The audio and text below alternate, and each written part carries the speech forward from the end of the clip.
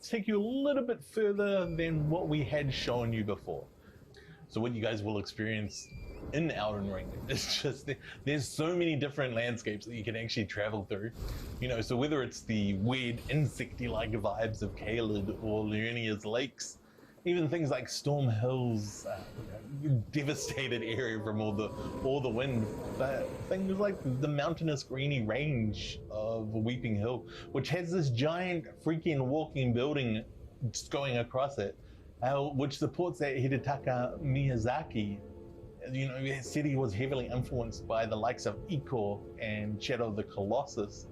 And you see it right here, because this is a giant colossus walking apart, like across this landscape, and it's just so beautiful. The way they've captured all these different fantastical elements that they've been responsible for over the years is just a sight to see, and I really feel like this game encapsulates it's just everything From Software has done so far. You know, this game is the culmination of everything they've learned, and maybe that's why they felt they could approach an open world game now. So it's really cool to see just how much more expansive their games have become because of it, because you know, you're typically really used to those kind of claustrophobic corridors and castles that they normally build. Well, what do I think of Elden Ring?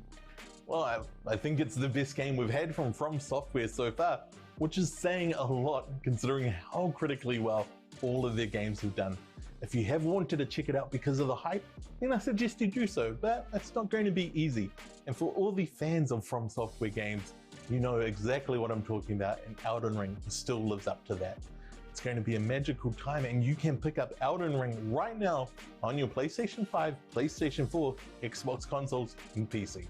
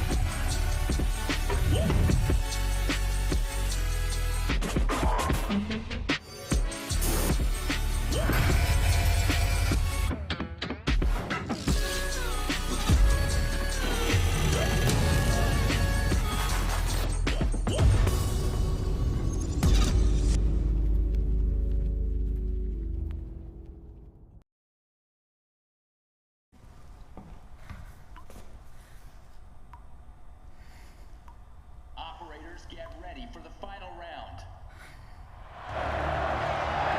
Match in overtime. Team Mira ties the game. Are you a betting man, Harry? Do you assume I favor one side over the other? You know me better than that, Sam.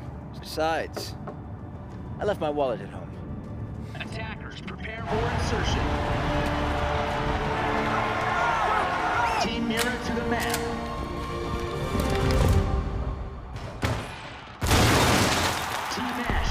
The map.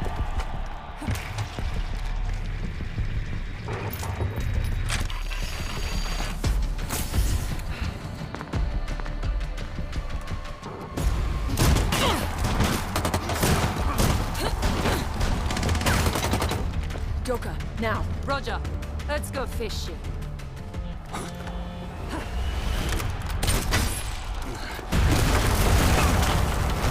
Good to go, Jordan.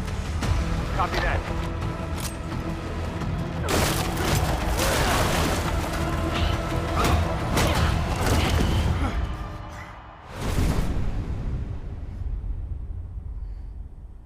Three attackers remaining. Callie, I need cover! We're pinned down, Callie! Get us out of here!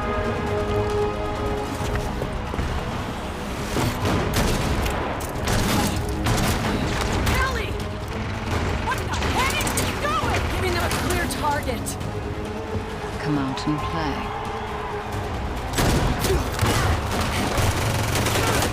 Only two attackers remain.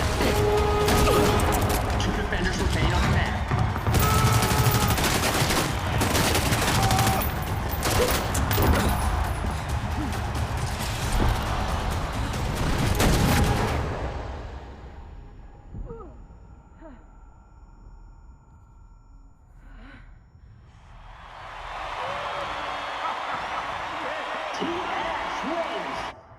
Something tells me that didn't come out of the playbook. Not in our playbook, anyway. Something tells me this fight ain't over.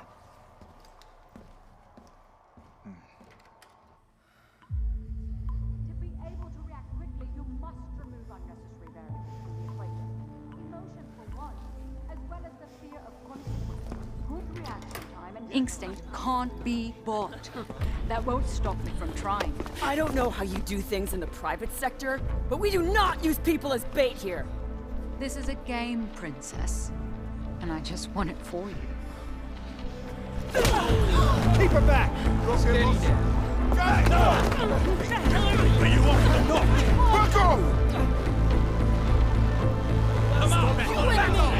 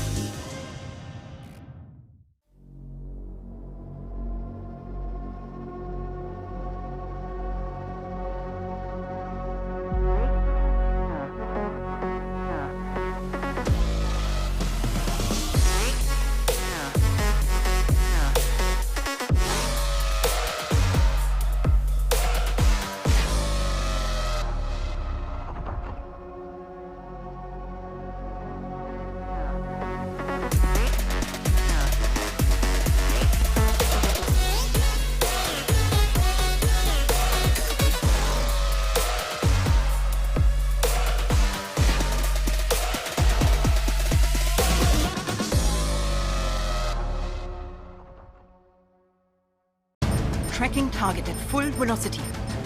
Predicting trajectory. Wunderbar. Did I mention it comes wrist-mounted? No. I don't like to use the word hero. But I did save the boss's life, you know. Hey, Osa! Wait up! I already said I won't take any selfies with you. I know. But I was thinking, high-tech is seriously trending right now. So I was kinda hoping I could borrow one of your toys for a little photo shoot. Some of these toys come with a $50 million price tag. Well, then why did these tourists get to play? Because if they break it, Rainbow buys it. Besides, Callie wants them to feel at home. Right, Callie, the big plan.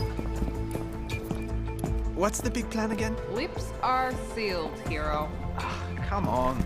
I helped build this place. Don't you think I should be in the know? I think you should be focused on winning the Invitational, not showing off to our senior physicist. Thought she was a biologist? You all look the same to me. What? Women? Nerds. You know what, Ace? I think I will help you with that photo shoot. Ah, really? Awesome. Of course. Could you just stand a little to the left? Like this? Perfect. Say nerd. Keep bugging my staff and this goes viral. Oh, no, come on. Please don't tell Callie.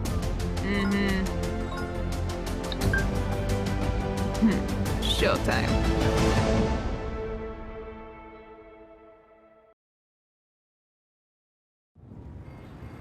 Naze いつもここに来るんですか? フルーツならデリバリーもできます。お金もあるんですし。金持ちはただ待っていろと。私をそんな風に見ていたのか。いえ、でもここは人が多すぎます。お前は信頼できる子だが、少し肩の力を抜いたらどうだ。でないと大切なものを見落としてしまうぞ。この果物とかね。これを一つ。ヒロ、どうした？震えている。伏せて。お！ここに。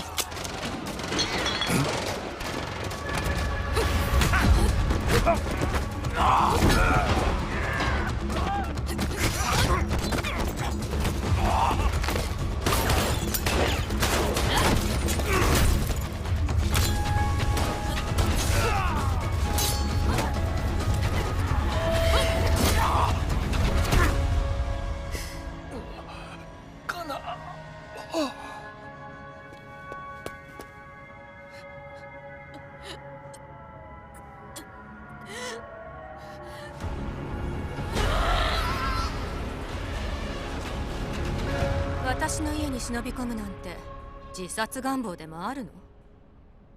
久しぶり、由美子。八幡さんが。ええ。話は聞いたわ。見覚えは？手伝ってもらう。仇は必ず撃つ。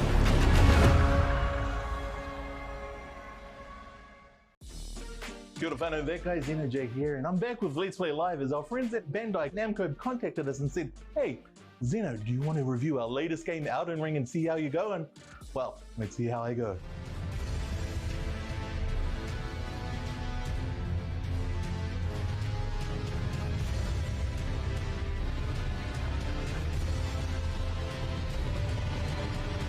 What is Elden Ring? Well, Elden Ring is the latest title from Software in collaboration with George R.R. Martin to create a new open world epic story of a character who is tarnished and beyond the veil. In that world, they're going to have to fight for their life to try to beat the holders of the Elden Ring, where you will die a lot of times. You have to build up and level up your character. Like I said, it's open world, which means it's very, very epic, and there's so much to explore. And once you have your trusty steed Torrent, you're going to enjoy so much more of the world that is out there waiting for you in Elden Ring.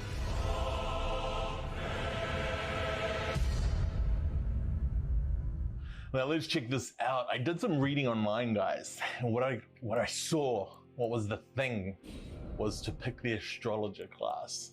If you want it to feel a little bit easier, and you also pick the golden seed as the buff you take in. What I really like so far is, like, in terms of graphics, the sheer fidelity's so beautiful.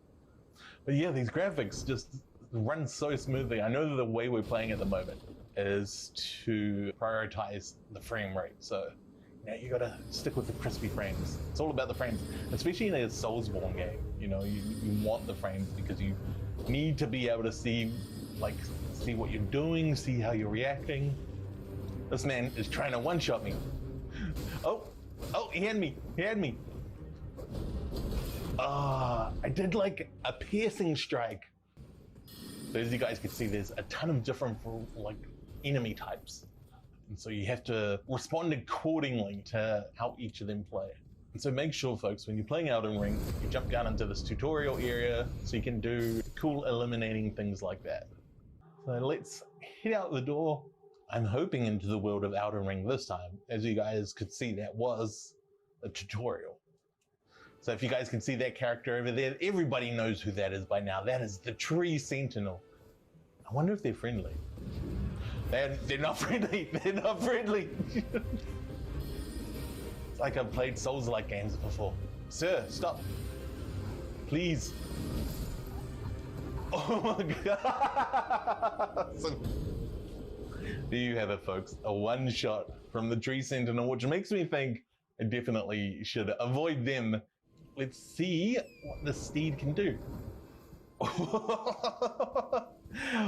Yo, during mounted. What do you mean during mounted jump? So there you guys have it. That's some of the early game. But what we've also done here at Let's Play Live is we've also prepared you know, it's something we cooked up a little earlier. So let's take you a little bit further than what we had shown you before. So what you guys will experience in Elden Ring is just there's so many different landscapes that you can actually travel through.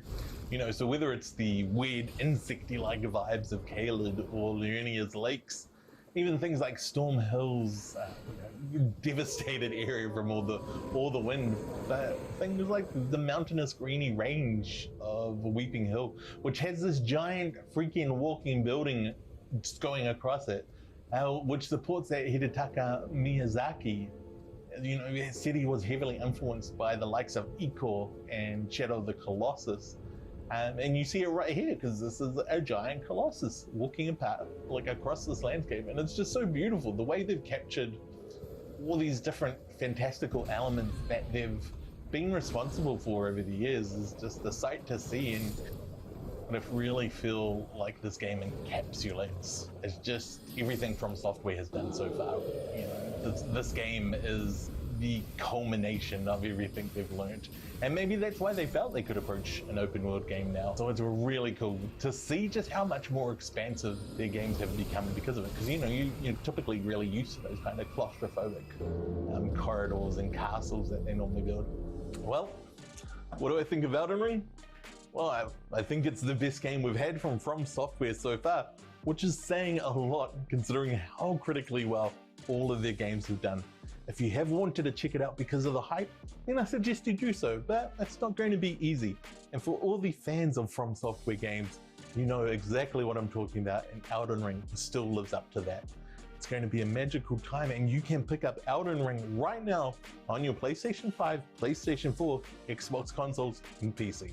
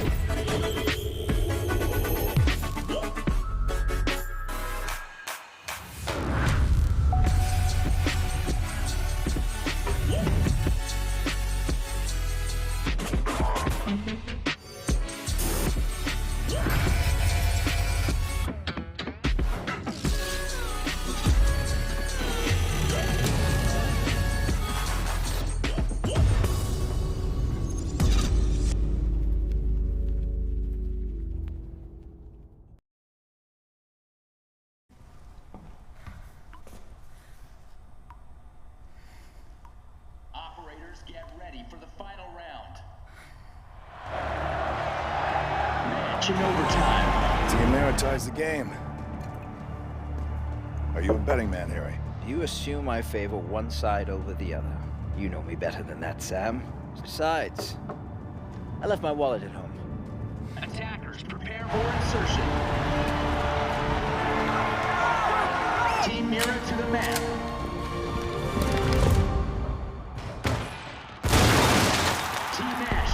The map.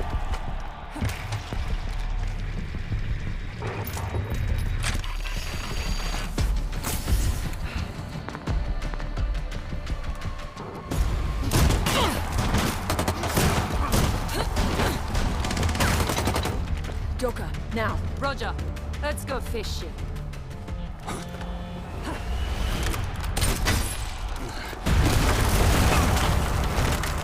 go, Jordan. Copy that.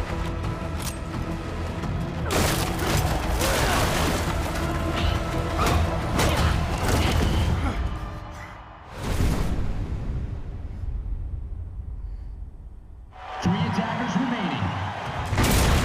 Callie, I need cover! We're pinned down, Callie! Get us out of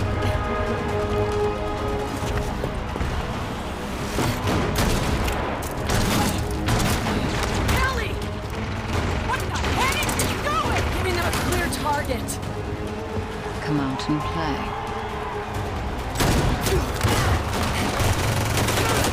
Only two attackers remain. Two defenders remain on the map.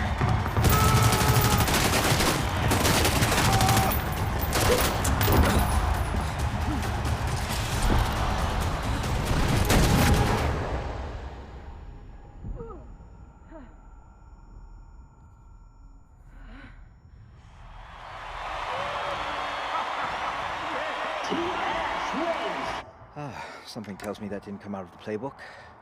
Not in our playbook anyway. Rocat. Experience precision.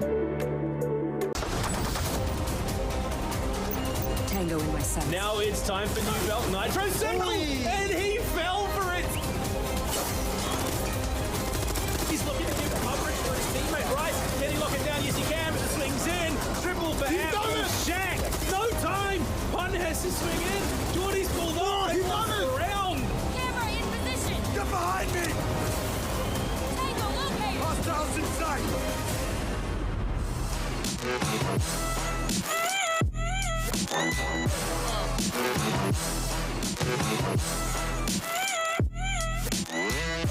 Downward spiral for some people. They close out the week. It's nice, it's easy for us. We're just beginning, of course. It is the Rocket LPL Pro Rainbow Six Season 1.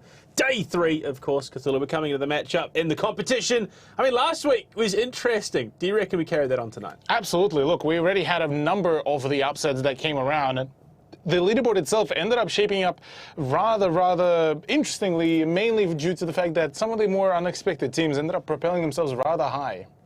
Well, look, you know, it is what it is. And coming into this competition, we've already seen 2 weeks of it played out as it is. Remember, the format nice and simple. 7 weeks, best of 1 round robin. The top 4 then make it into playoffs. It's best of 3 from there, with obviously the top team walking on through, taking the championship, the prize money, everything. But look, the one thing you don't want in a competition like that is uncertainty, especially with your internet provider. So, !Orcon in chat if you want to hook yourself up with an 18-month package. That comes along with a $1,000 Razer gaming package, chair, mouse, keyboard, headset. That's everything you need to get started in Rainbow Six. Exactly. Well, for the viewers, exactly, they all just need the command to get started. For the players, well, they will need to get themselves on the top of the leaderboard to battle it out for the prize pool that we have here for this season.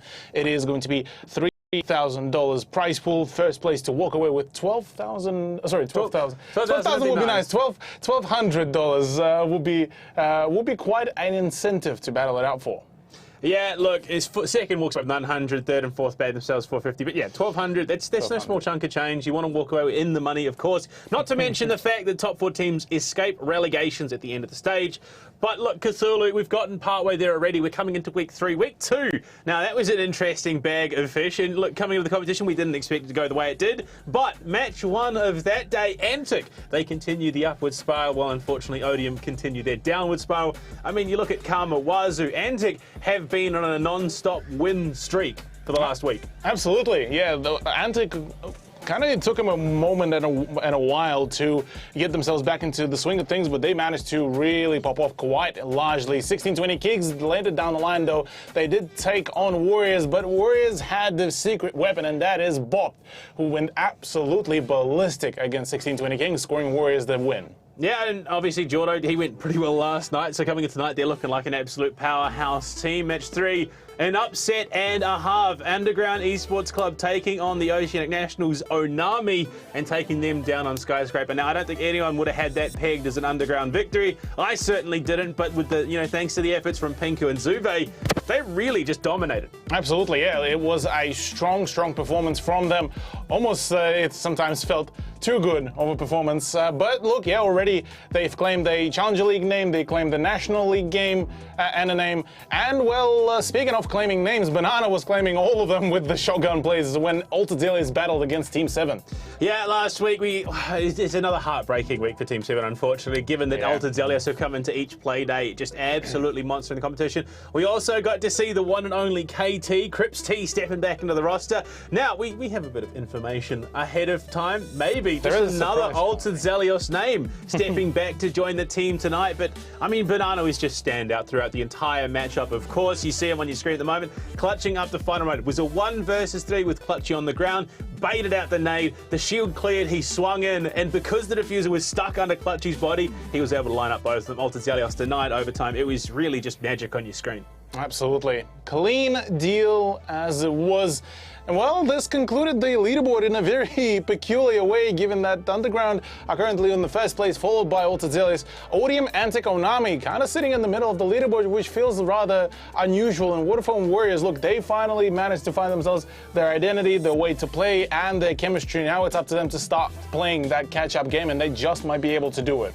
And of course, our matches for this evening are going to be, well, all the more interesting given the antics of last week. So when they come up, I mean, look, there's so much that comes to this week. You look at Antic R6 and Vodafone Warriors, who are on the rise in a pretty terrifying way, if we're being honest with ourselves. Not just because they've been playing well, but because they have potentially the opportunity to jump right towards the top of the leaderboard. But there you go, our schedule for today. Match 1, Odium taking on Altadelius. Match 2, that one's going to be an interesting one. Team 7 taking on Underground Esports, 2 of the teams that did qualify at the start of the stage. Antic R6 taking on the 1620 Kings. And to close it out, Onami taking on the Vodafone Warriors. I mean, is there one in particular that stands out to you? I'm curious about how will Odium perform, because obviously they still quite the reputation that they still yet to uphold. And look, after the unfortunate turnout for themselves against their last week's matchup, it was looking to be rather potent. Antic just turned out to be a little bit too powerful, but I am though curious about how will Onami really perform, because again, they haven't really had a successful streak just yet. It's been a really kind of tall road for them against Warriors. It's again could be proven to be rather difficult, but again, I still have at least some faith in Onami, given that their general track record, even for just solo players, have been looking overall quite promising. Now, do you think that's smart, Cthulhu, given your predictions last week and how things panned out? Because remind the viewers at home, how many of those predictions did you get right?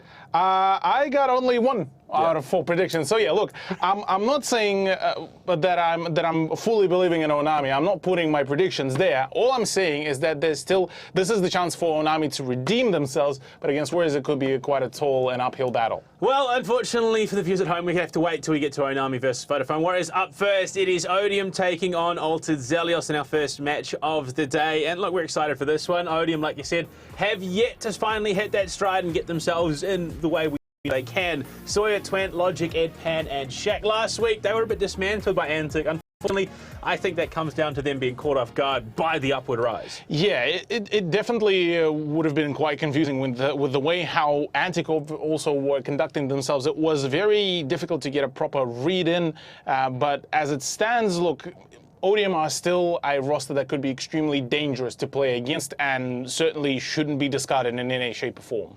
Their opponents tonight, of course, it's Altadelius, who, I mean, LPL Pro has been their playground. They've absolutely come in. They have been dominating. And on your screen, Banana, Snip, Rice, Fakers, and Mackenzie coming back to join the roster. LF Woohoo! Yes. It is all about the AZ. We're going back to the beginning, where it all started. Back to the beginning, indeed. Yeah, look, Altadelius could actually have quite a huge game on their hands. I mean, Banana did go rather ballistic last time. Fakers as well. Look, we've been talking about him. He hasn't had really a whole lot of experience prior to joining AZ, at least on a tier 2 kind of competition, and even tier 1 either. And honestly, he slid into the whole roster pretty well, all things considered, and kind just change the whole dynamic for Altazelius as well, given that even Banana, look, the moment you give him the ground and the position to play around, he could be absolutely just nuts. And let's dive on into our head-to-head match of the two players we're most intrigued to see tonight in this matchup. Of course, are you really that surprised? Jesse Sawyer-Lando, one of the best IGLs coming out of the Oceanic Challenge League last year, into the Oceanic Nationals and still remaining there to this day. And Banana, who, look, the guy picks up a shotgun, he makes it work. Yes, he's no Owen or Chef Jeff, but he's right there alongside them. Banana is basically the embodiment of the meme. A local man proceeds to literally pick up the most unconventional weapon, frags the whole enemy team, and then refuses to elaborate any further and keeps on going for his own things. And that's exactly who Banana is, just a man who gets the job done no matter what in every sort of magical possible way. So it's kind of the big brains of Sawyer versus the absolutely chaotic nature of Banana. Honestly, he just look. I'm not going to say that, he's not a smart bloke, but it's just the switch that turns off and it's suddenly fragging mode. So you call him a Florida man? Oh yeah, Florida man. It would be an appropriate, call there. But look, you can see on your screen, Odium right now. They're in the zone. They're getting themselves ready. This is a team looking to bounce back after a very unfortunate week too. Yeah, look, definitely they would want to, come back to the full swing of things. Some Altazelius, they want to continue their whole run, their whole streak of things. Obviously, some of the more recent performances haven't been particularly the most, successful, bar, the last week's LPL Pro performance. But apart from that, look, I still think that Altazelius could show us a few really cool moves. Overall, though, I still think Odium might just be able to, bring the point for themselves. Well, let's jump on into the map videos to see where this battle will be taking place. Of course, Bank, Chalet, Theme Park, Clubhouse, Borders. Look, all the good maps have been banned, unfortunately. We're going back to Borrigan. And honestly, I'm intrigued to see how this plays out. It is back to basics. This is Odium's stomping ground again. This is a map where they've taken out some of the best teams in the region. And Altazelius, I mean, they had the option to go to Skyscraper or Villa at the end. They could have, given it up to Odium in that regard, but no, they wanted to push for Villa or Oregon. Look, I mean, even for Odium, seeing as how things really went for them on Villa, they would probably want to avoid all of the things that happened. Especially for them, given AZ won there. And AZ's performance there, it was kind of nuts. So, yeah, look, Oregon, understandably so, they would want to go back to the map that has been played out by a number of teams. And given all things considered, look, with all the new maps being reintroduced into the map pool, you still probably prefer to keep as far away as possible from them. Well, let's get on into Oregon. Let's see how this plays out. Of course, the Midwest and everything going on with it. The house is in the middle of reconstruction, but that doesn't matter. We've got some gamers who want to frag out right now. Altazelius want to continue that rise that they have seen over the last week, and while Odium, they're looking to avoid disaster today. Cthulhu, let's get on into the op ban phase. The spirits are high. They're looking good, and we've got the Chaos Marine himself, Mackenzie, back into play. Mackenzie, yeah, I'm actually quite curious how will he be able to perform, given that, his history with Altazelius is quite thorough for quite a while, and look, good luck, have funds do come about.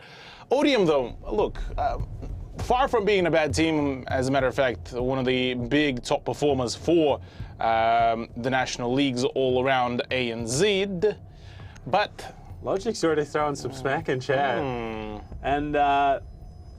Well, that's man's about to catch the karma back at him. Yeah, Cthulhu, who else is in this Odium roster? Do you remember? A certain player who talked some smack a couple of years ago, and well, it has plagued him ever since. I'm not sure if Logic wants to be doing anything like that. We see the Osa and the Thatcher banned out.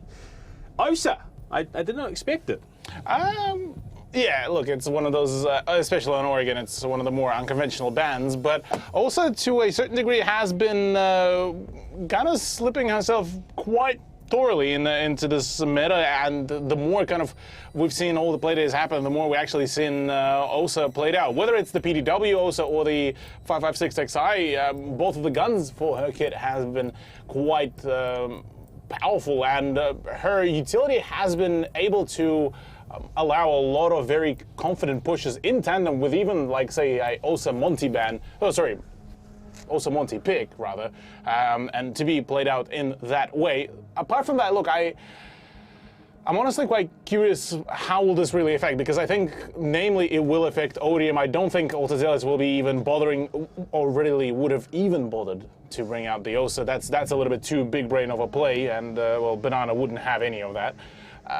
Apart from that, look, under the lead of a coach Pans, I think Odium should still be able to do a pretty good job overall. Yeah, look, one of the best New Zealanders mentally in the game at the moment. Old Pants, he's led the veteran team to of the scene as well. Not to mention he's led the team to a top 4 in the Nationals at the moment. They're sitting above Chiefs, would you have it? That's pretty big stuff at the end of the day. But right now, Oceania's kicking off with a basement defence, and Mackenzie going to pick up the mantle of the Smokey, which, I mean, that's a bit interesting. Normally we see him running something a little bit more able to frag. True. Look, I mean, Mackenzie could still do quite a phenomenal job on Smoke, and I would imagine with his addition to the roster for tonight, it was more so just, hey, Mackenzie, you want to come play? Yeah, sure, all good. It's because KT didn't want to get bullied on broadcast anymore. Probably. Shout out to KT, by the way. Great player. It was great having her in last week. They picked up the win with her help, so it's not like she's any slouch in the competition. But Mackenzie, look, he's a little bit more free-spirited, let's put it that way. He's a man who he's openly talked about embracing the chaos. He's willing to go for the aggro swings. He is one who is not going to shy away from a gunfight. I would be quite curious to see if, say, Mackenzie does get a good performance here. I wonder how would him and KT together, how would they be able to play it all out, because that could be quite a solid duo as well. Speaking of the solid duo, Logic with the live drone is coming in, the player who had quite an evolution in his playstyle and his performance on a variety of the variety of operators could have been big. That is a mean rotation, and Mackenzie actually claims the win of that. What? Mackenzie, the Chaos Marine. We talked about it. He's one to embrace the chaos. Eesh. And he's found his first. Fake is there to follow up as Ed Pan does take down Banana. Unfortunately, without a shotgun in hand, Banana, he's struggling a little bit on the Warden. But right now, this is a very impressive start to the round. Zelios already pushing Odium. Yeah, Odium kind of attempting to still enforce the very same kind of organized play, but, well, attempting to force an organized play against Zelios is a bit of a wrong decision, albeit I say that Twin does get the better of Mackenzie and Snip is also gone. So it took Odium a moment to, let's just say, to get themselves back into the swing of things, though Rice on the flank could really shut things down. Fake is spotted by Twin, could be in a whole lot of problems, but as soon as Shaq decides to full-on swing in, this could be rather problematic. Rice needs to follow suit very quickly. No, misses out on the opportunity. Twin, though, is down. There is a player just on side, and actually in comes the swing. The pistol is a little bit less potent as the G36C, and that does leave Rice on 1v3. Possible, doable, still manageable at the very least, and a couple of whiff sprays. Unfortunately, Rice now a known entity, going to pop the impact so he can rotate around. The nade, though, might just follow him. The plant going down. What coverage is there? He might find the angle onto the plant of the pre-fire. No, not. Oh, how is he alive? How is he just swung past that? He's going to go for the swing of the logic, but I mean, Cthulhu, the biggest problem of that round, Odium were not running a hard breacher. They had secondary hard breach gadgets in the hands of Sawyer, and they still pick up the win. Yeah, look, good, still fragging power. That does show the flexibility of Odium, but what also shows the flexibility is Rice being able to dodge all his shots and not get shot for quite a prolonged time. He dodged all the shots, but he also didn't hit any, so... Yeah, look, a curse and maybe a blessing to a certain degree. Maybe a human drone later down the line to be used as... who is also already being used as a punching bag of just all of the members of Zelios anyways. But in saying that, a retry of the laundry does come about, which could prove to be rather beneficial if we do see some changes, and changes indeed there are. Fakers does pick up the mantle of smoke, and well, Mackenzie is onto a bit more flexible role of the multi. I nearly flopped out on forgetting the name. Look, you and Rice are right there on the same page at the moment, but they also bring in the alibi for Rice. They're going to change things up a little bit and Snip bringing in the Whammy. So they are changing things just that little bit across the board. Want to play misinformation, but look at that. Cthulhu, we're heading into the final 10 seconds of prep phase, and Sawyer, he's looking to do something dangerous. Amaru on possibly the G8 could be rather dangerous. Snip, uh-oh, that's a problem. unfortunately missing out on the opportunity. I believe maybe a rehost might be called in at a later date, or maybe Ultimus will be just that big a bunch of mad lads that they will just absolutely take on Odium in a 1v4, or rather, well, not 1v4, 5v4. I mean, technically, the rehost should be legal to call, but yeah, it would seem they're not opting to take it for themselves. And Snip unfortunately has just been plagued by these issues, his PC struggling just a little bit at the best of times, but right now they're opting to carry on through. Funnily enough, whoever that was by the double door of the bunker has already elected to bail out and fall back. Curious where will Sawyer really play his position, because Twente and the rest of the team are already pushing in, going for the Zulu push, and already will not be really finding a whole lot of footsteps. Oh no, this could be Big Banana. Could actually flank out Logic, who's completely clueless about the presence, and the suppressed MPX as well, who should be able to help on a number of occasions. Does spot one, that's a headshot, that's a clean doink. Now needs to bail out because Logic will be rather dangerous and hounding for that refrag. Indeed, and that's your Jackal off the board immediately, so it's going to be a bit hard to clear him out. Mackenzie loses that gunfight to Shaq, unfortunately. The G36 is a bit of a powerhouse weapon in the grand scheme of Rainbow Six, but luckily they have Rice on board. Will equalise once again. They lose Edpan. That's your thinker gone. Banana as well being able to rotate himself back in towards the site and might get aggressive through that hatch angle. Shaq is hot on his heels. But we're heading with only 80 seconds remaining. Rice to be caught by Sawyer. Sawyer is still running the only hard breach, and it's still secondary hard breach gadgets. I mean, I read it. All you need to really breach... With Cade in play, but, well, Cade is no more here. And Snip actually managed to get back without even needing to rehost. But I gotta say, for Odium, they don't per se need that dedicated hard breacher at all, given just the way how they're already managing to find the frags on the ground floor, and it's been kind of pretty straightforward for them. Find the go in for the swings. Shaq actually wins that gunfight somehow against Fakers, and Sawyer wraps it all up with a G8 onto Banana. No chances given whatsoever, and just the gun itself. Look, I mean, it looks like an absolute monstrosity, but when it's an absolute laser beam, you can forgive that. I mean, we see 2 rounds now played by Odium with secondary hard breach gadgets on, and there's only 2 of them. So there's obviously a lot of confidence coming into this matchup. They are playing it quite comfortably. You can see the face is not too stressed, whereas, I mean, there's not a lot of talking going on facey. In fact, Ben is cooking. Is Ben cooking? He's making Hold dinner. Up. He's whipping up a nasty meal. Maybe that's what Ultrazillers are waiting for. Just everyone gets a meal and then they get just supercharged with Banana's energy. It didn't work for Tiltec last night, unfortunately. So true.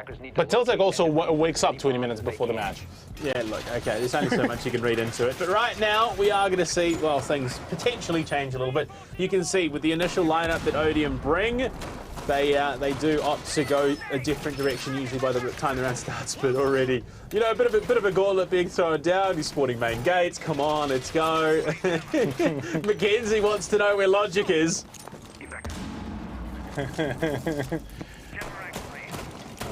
That curse could be rather problematic for Mackenzie. I'm AFK as well. Look, I don't blame him. Mackenzie's kind of sharp. Mackenzie could be a rather dangerous prospect, and oh man, Fakers as well. Actually looking for something cheeky of the spawn peak, but it's actually going to be Banana, and Mackenzie actually going to the top floor. Oh, there is someone there. This could be problematic. Oh no, the broken glass. Wait, no, he sees it. He sees the beam, but just can't really hit it. But unfortunately, well, it's a suppressed MPX, which doesn't really help a whole lot, but Sawyer's looking to find his own frags in just a brief moment, it seems. A bomb has been located. Oh, wait, no, he's about to send it. Oh, boys. The boys are in play. They're ready to go, but that window breaking. They've got Ed on the job.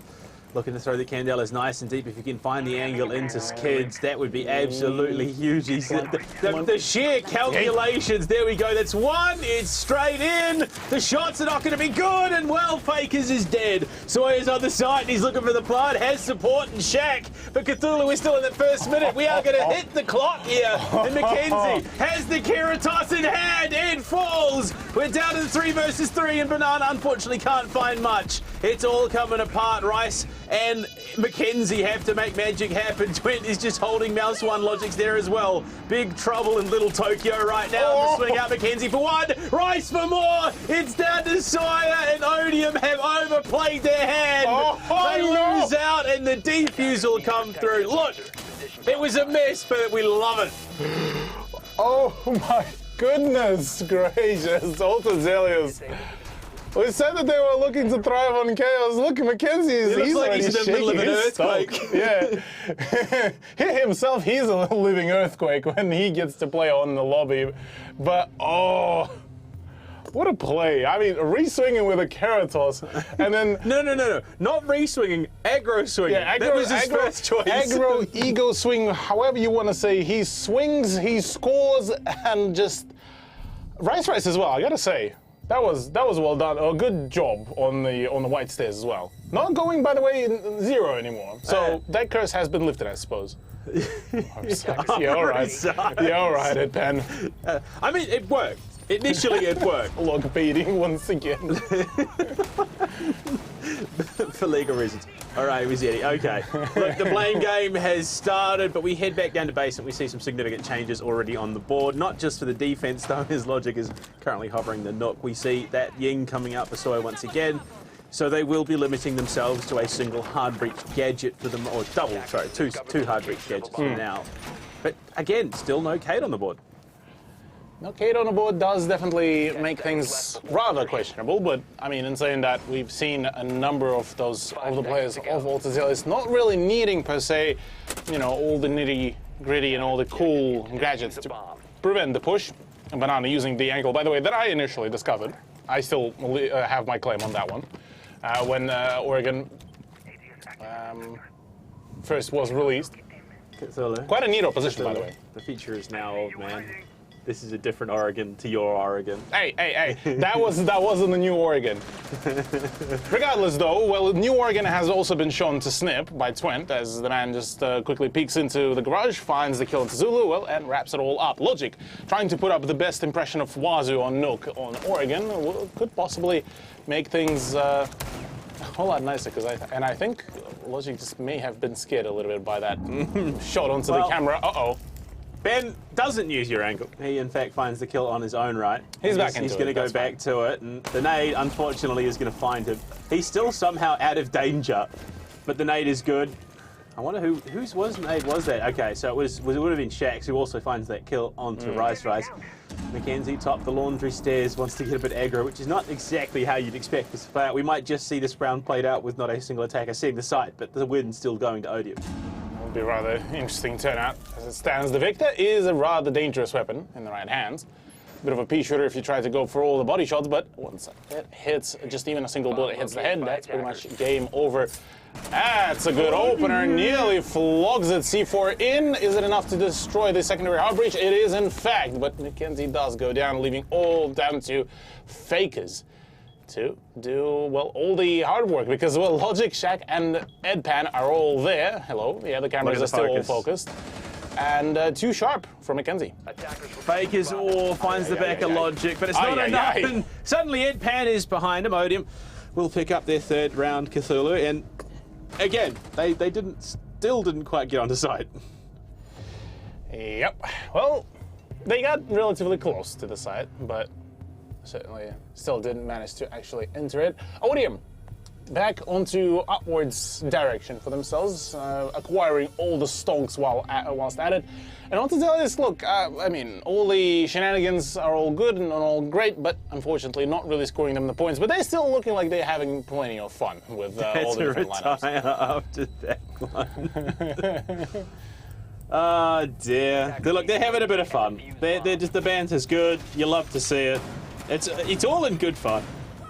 Yeah, all in good fun, all in good times. And look, let's say, I have to say, though, I think Logic has forgotten who won and who lost last week. I think he just mainly tried to even isolate all those memories. Put them in a box and store them at the back of the brain. Yeah. Maybe even used hypnosis therapy as well, you know, just to completely lock those memories out, to think, oh yeah, no, we were the winners, we were the winners. Oh no, Snip's being called out now. Sad face, unfortunate. Yeah, right. It's just, Snip is living in Spain. but without the S. You know what Snip could have done to improve his gameplay? Maybe if he checked out NZMA, you know, that could have been the play. LPL has partnered with them to create an NZQA, you know, approved esports course that sets young people up for careers in esports and learns all the nitty-gritty stuff about how it plays. Maybe if he'd signed up for that, he would have known how to play Smoke. Exactly. Or maybe, well, Shaq, if he would have checked with that angle, that would have been big. Actually, Snip goes huge with the shotgun, albeit does get traded out by Sawyer by the end of it, but already the damage has been dealt. The BB is out as well. The Owen special from a Challenger League as well. Twent is just on the last bits, and the C4 is there from Mackenzie as well. It's all down to logic to try to, well, bring something back, but unfortunately, as it stands, I'm not going to say that I'm the direct reason that Snip got those 2 kills, but as soon as I mentioned the NZMA course, he got 2. Logic right now in Garage is in a bit of trouble, and Rice will be the one to claim his corpse. Altered Zelios answer back with a very big round in round 5. 1 round and a half, they have that chance to equalise. Yeah. Big chance of opportunity. Oh, Banana actually got a mean meal. What did he? I missed what he. I didn't see what it's he had. had. It's like a rice curry. Oh, yeah, I rate that. That could be dinner after. Yeah, that could. Might have to hit him up for the recipe. Yeah, might have to hit him up for the recipe. But yeah, look, I mean, we've talked about Snip and NZMA. He's been having, I mean, some internet provider issues as well. Yeah, he could hit up Walcon. Yeah, actually, no, he can't because it's a New Zealand only thing. Well, but if he was in New Zealand, the viewers could hit up the exclamation mark Orcon in the chat as well. Yeah, make sure you get on it. 18-month plan. We'll bag your $1,000 Razor gaming package there for you. Not bad if I do say so myself. I mean, I'm looking at a gaming chair. I'm considering it, but right now we've got Siege to play, so I'll have to wait. Zelios, they head up to Dorms for the final round of the defensive half, and Banani's going to change things up once again. He's on the Legion. We see the Frost coming in, though, which is interesting. Yeah, look, Frost, oddly enough, kind of didn't really have a whole lot of change, really, in his popularity. She kind of ended up still staying that niche pick once you need to play for those, you know, for the windows. And obviously with the fact that she now brings as well the ballistic shield could be big. The lock-in of Glass for Logic presents an interesting opportunity there. Oh, Ben, speaking of opportunities, the Glass is immediately dumpstered, unfortunately, and Ben is going to get himself out of danger somehow, some way. More shots thrown at the main tunnel. Hits it with the 180 and the pistol too, but no. Courageous. I like it. Bold, courageous. A conclusion of pretty much any of the performances from Ben can be summarized in, I like it, Picasso. Basically, the man makes art happen. It may not be good art, but it is art. It's in the eye of the beholder, some would say. But right now, Rice is tucked in the showers, and no, it is going to be a complete miss-scout. Sawyer has a drone upstairs, so he's not going to see it. And Rice primed and ready. Okay, Rice, you had us in the beginning there. You had us in the beginning. Bit stiff on the sticks there for Rice, but look, at least Twent is able to find himself a frag onto Banana. So that's the absolute fiend, the menace of the society. Oh, out of the equation. Lord. But speaking it's of just the menace, everyone in a corner. It's the Phantom Menace here, it seems, for Mr. Sizzling Snip. Not for Fakers, unfortunately. He's going to go down. Ed, he's a bit sharp when it comes to the fragging department. No, Snip, he's been spotted. Oh, gotta run. Buddy, gotta run. He's being hunted. Unfortunately, he can't get the shots off into Twent. That'll be a big kill. Mackenzie trying to lock it out. Big damage onto Sawyer, but it's now down to Rice to pick up where his teammate left. Out of the Candelas, he doesn't know quite where to go. He's in trouble. He's panicking. The nades are coming. What does he do? Where does he go? And the jump in will happen. He can't find the kill onto Sawyer. It's all coming apart. And Twent hunts him down. Chaos ensues. Oh boy. Twent actually, behind the scenes, actually went rather huge during that round. Managed to find the early pick onto Banana after that trade. And later down the line just kept on pushing whilst basically baiting with the rest of his team, and it worked out oddly well. And I say that in the most comical way, you know, baiting with his team, because it was still a pretty solid push by Odium. So for legal reasons, this is a joke. I mean, Odium, they've been making it work without a dedicated hard breacher, which is not something that you see every day. Absolutely. But now, though, we head on to the second half of things. And, well, if those picks are anything to go by, there is going to be some shenaniganry coming out from Altered Zelios as well. We do see the Ash being changed up for Fakers, but Mackenzie, look, I would have more faith in him sticking with that pick than switching off it. I actually got the confirmation what was actually what's being cooked by Banana. It's spaghetti, actually. Oh, that's far less exciting. Nah, actually, I'd rate the spaghetti just better. Yeah, but like authentic spaghetti, like Italian spaghetti or like tin spaghetti? Because that's a good question. This is New Zealand, Australia, so probably it's just can of Waddies. I mean, as a game of meal, why not? Nah, spaghetti is C tier at best. Oh, you're a hater, I see. Baked beans all the way, bro. Yeah, nah, okay, I don't think we can be a duo anymore. Well, right now, Logic is looking to do some damage too. He's not just doing his damage to his teammates, but he's looking to do damage to the opponents. Zelios, they're a little bit tentative in their approach towards the building. I bet they're Baked Beans fans as well. Shots through to the camera, missing entirely. Come on, Snip. Come on, there we go. He's got it. Took a moment there, not gonna lie. But look, I mean, with the ARX, it's sometimes if you don't have the right, muzzle attachment, it can kick just a little bit. I mean, the gun itself is quite a chunky one as well. The only problem being that the camera's not shooting back, so why is he missing? Good point. Well, Ben, he might be going at it. He thought he had someone. He thought he had Logic there in meeting, but no, out of danger. Oh. Hello, that. He just wiggles around and like, oh, okay, I guess I'm not gonna go there just yet. Flores drones will, though, confirm the idea that we could possibly see a majority push through either the stairs or through, oh my, hello, through the bunker as Banana just gets the better of Edamame, and that is one down, but Shaq does find retaliation rather quickly. Twen, though. Oh, Twen could do a lot of damage here at the double door of the bunker, same as Shaq. There is a lot of room for error right now for both teams, but you look at Shaq, yeah, 8-3-1. He's doing bits on the Cade right now. 90 seconds remaining in the round. They've lost the smoke compared to the armor. I think at the end of the day, Altered Zelios will take that every opportunity they get. Another Flores drone to open up angles, clear out utility. Doesn't quite pop the mirror window though, which is truly unfortunate, especially given that there might be, and there is pressure from Snip coming from bunker. Heading into the final minute though. It is a bit of a standoff. Oh, it is indeed. What a nade. Three-pointer for Banana. Does manage to score a kill onto Shaq finally, but still three more very healthy players.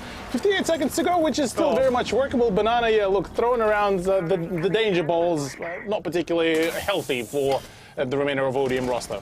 Mirror window pops. A bunker will be a real contention point, so it tucked in towards that boiler double. Wants to get in on the action himself, but the ping's coming through thanks to those prismers. Shotgun out for Twent is going to be good for a kill onto Fakers. Unfortunately, Sawyer's just dropped. It's 3 for Banana before he falls down to the 2 versus 2. Twent, he's on an absolute tear, will fall.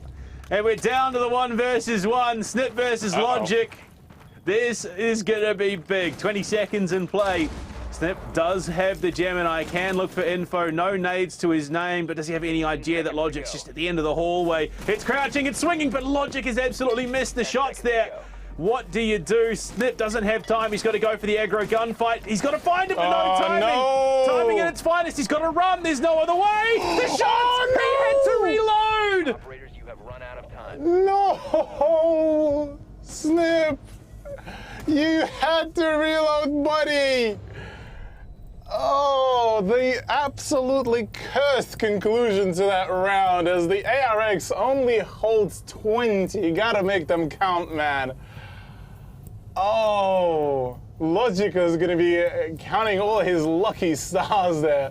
Almost like as if it's back in one of those action movies. You go for all those lengthy gunfights, and at the end you just hear that forsaken click. No, it's like that scene in the movie, Logic standing there, looks at his coat, there's just bullet holes through his shirt, but none have touched him. My dear, that was... What is Logic on about? Murphy's Law! Unfortunately, Snip is living rent-free in his head. That is just catastrophic. No way the round ends that way. Oh, lordy. Oh, lordy. Not like this, man. The one thing that Ultrazilius players would have hated to see. And straight off the bat, Snip says, all right, none of that stuff anymore. I'm switching over to the gun that basically has bottomless amount of bullets in it. And that is the LMG Eons off. Just saying, I don't think KT would have dropped that round. Mostly because she wouldn't have been playing the Yana, but even still, it doesn't matter. Unfortunate loss, and it will be Odium sitting at 5-2 right now here in the 8th.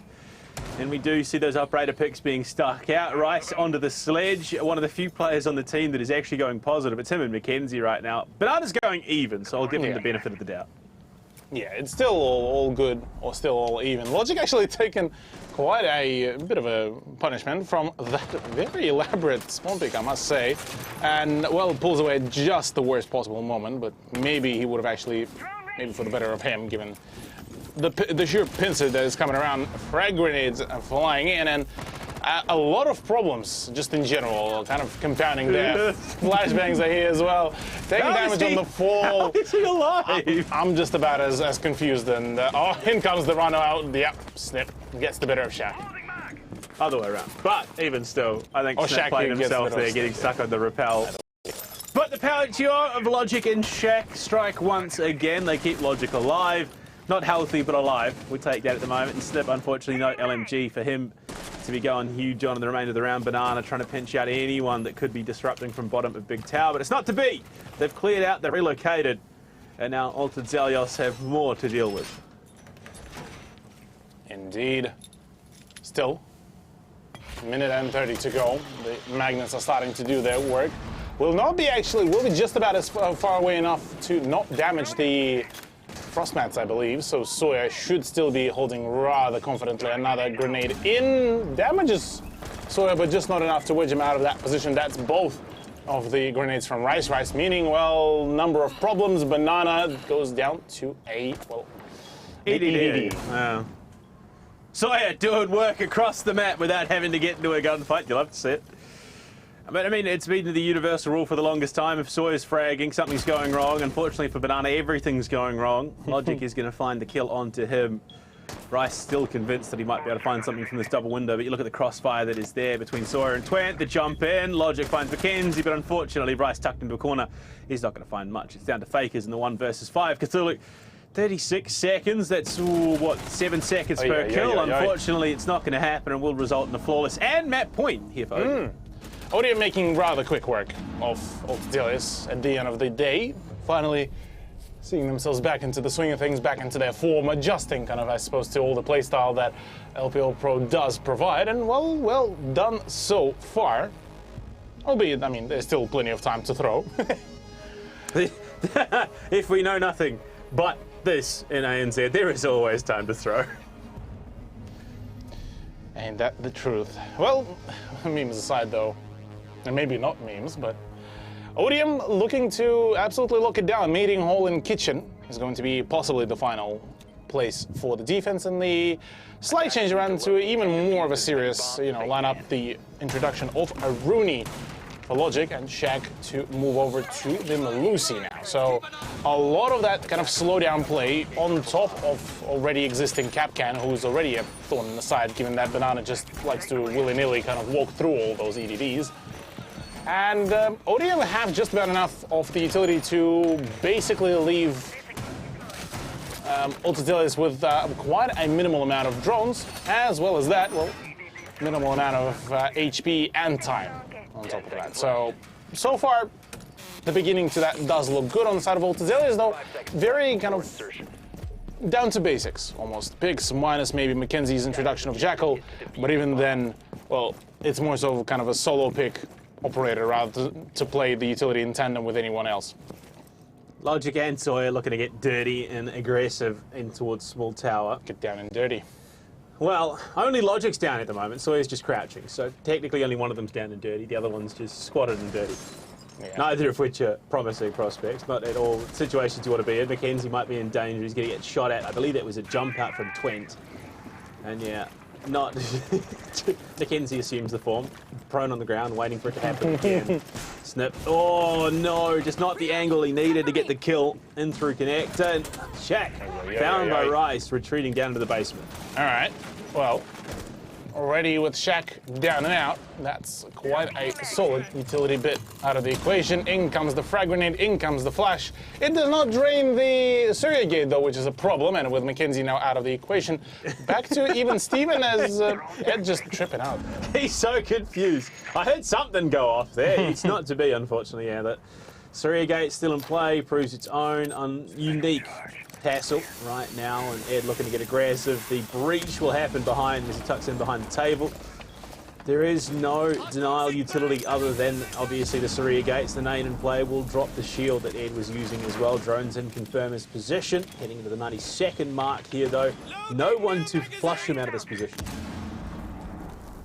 Yep, well, another frag grenade does come about and is all down and dusted, courtesy of Snip. So 3v4, Odium, not particularly feeling too good just yet, but being able to fight back, dish back that sort of damage back onto Snip and Co. is a good chance. Logic still has the position up on the top floor, so that should be able to provide just about enough denial of the vertical and of the direct push directly onto the stage. But Rice with his flank could actually introduce quite a problematic play. Even just lobbing the frag grenade through the drone hole would have been the big play. In comes the swing. No, the timing is not there. Sawyer just pulls the drive-by. That, honestly, I swore more shots should have hit his body there, but unfortunately not to be for Rice. Back into the 3 versus 3 in time is quickly ticking away. Banana choosing an interesting position, try and get into the map to get onto the site as well. Look at a pinch in through dining and flush out any one of those players still sitting in kitchen. The 3 versus 3 favouring Alta Delios right now, but you look at the cover, look at the positions, the shot that gives away Banana's push. He's going to get the kill onto Twent, but Snip does unfortunately fall to an EDD. Faker's on the ground as well, having taken some of that damage there alongside him. Sawyer down, it's onto the 1v1 again, but Logic finds Banana, but Faker's with the boost, gets up and gets involved. Mackenzie himself realizes... They thought they'd lost it. He was about to say GG as well.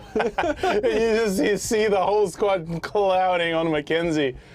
Quite unfortunate turnout there, but you look at Odium, meanwhile, they look a little bit concerned that they just lost out that kind of round, but I mean, nothing too tragic just yet. Can we ban Kev? Mackenzie's not particularly excited and happy about it, but yeah. What's with Logic's keyboard? Every sentence starts with a B. Attackers need to locate and defuse bombs. I don't know. Maybe he's got chat set to B or something and double taps it. Who knows? I was trying to think of a joke there, but unfortunately it seems the joke is just only my attempt at being funny. I mean, look, Mackenzie, they're not wrong. CapCAD is like probably one of the most economic operators so far this match, which is not something that I thought I'd ever say. But they're going to go a different direction now. Ed Pan picking up the Thorns, and Sawyer obviously having to pick up the mantle of the Mirror means that CapCAN not in play here in the 10th round. I also have to imagine that Finka as well is also probably one of the most efficient operators this match because of the CapCAN. Yeah, Finka, we've been talking actually a whole lot about how, you know, it's been a very crucial time to pick Finka in the current meta. The LMGs are at all time prevalent. The way how the boosts work have been, you know, pretty good. Finka herself has the double frag grenade setup. All of that might just not matter in a moment because Ultazelias are looking to flat out just push in. Oh, they have a blitz. Mackenzie's. Oh, no! Oh, that's truly cursed. They lose Snip to a team kill as well. So it is effectively a 1 versus 1. The Naden deep towards the storage area. What is going on, Cthulhu? Sawyer's in danger. He's just going to have to eat the damage. It's nothing significant, though. Ed on the job will shut down Fakers. The swing on and it's good for one, but the flash shield from Mackenzie is good for another. Is he going to get anything? He's going to be knocked aside. The card break. He gets the down. He's actually going to be able to get 2. But Ed Pad walks in and knifes him. I could not have asked for a better end to the map. Oh my goodness. I suppose, you know, that's one way to really wrap it all up on just an absolute frag fiesta, but that was basically one frag away, one bonk away from Blitz to close it out once again, another round in the hands of AZ. It was that close.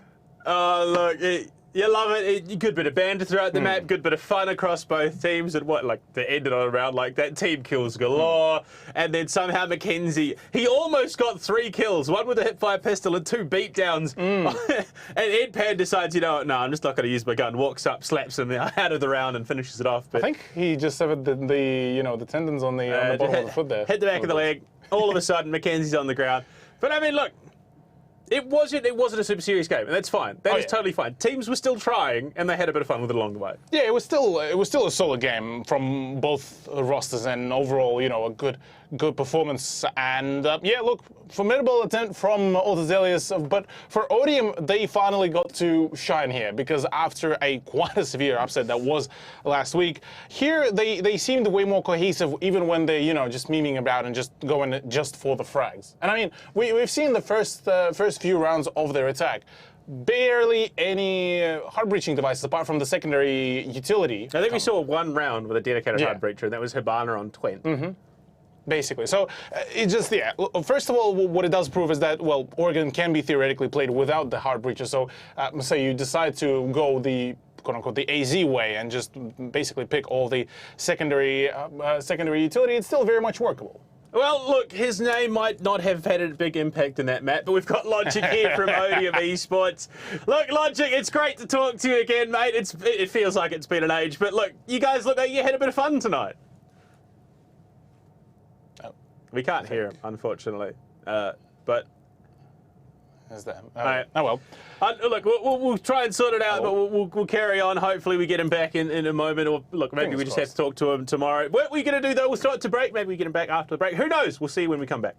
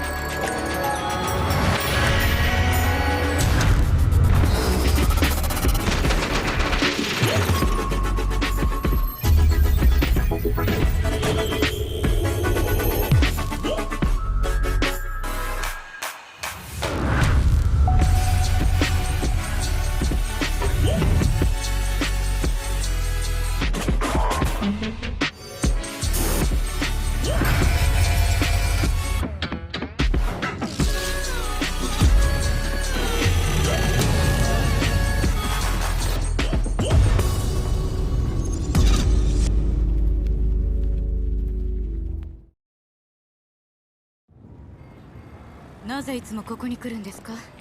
フルーツならデリバリーもできます。お金もあるんですし。金持ちはただ待っていると？私をそんな風に見ていたのか。いえ、でもここは人が多すぎます。お前は信頼できる子だが、少し肩の力を抜いたらどうだ。でないと大切なものを見落としてしまうぞ。この果物とかね。これを一つ。ヒロ、どうした？震えている。伏せて。ここに。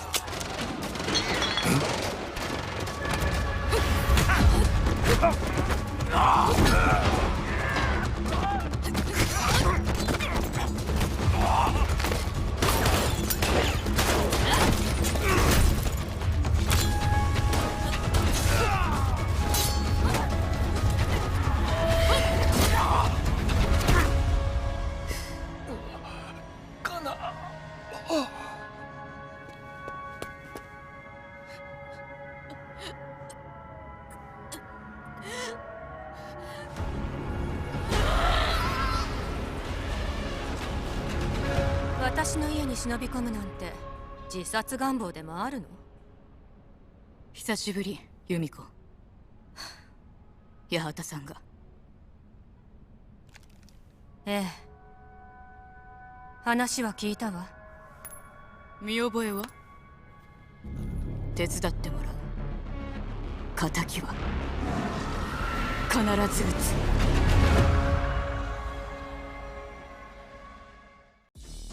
Good afternoon, that guy's Zeno here, and I'm back with Let's Play Live as our friends at Bandai Namco contacted us and said, hey, Zeno, do you want to review our latest game, Elden Ring, and see how you go? And, well, let's see how I go.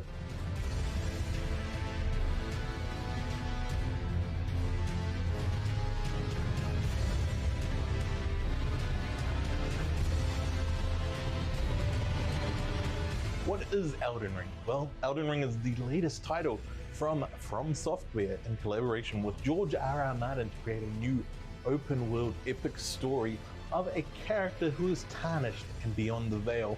In that world, they're going to have to fight for their life to try to beat the holders of the Elden Ring, where you will die a lot of times.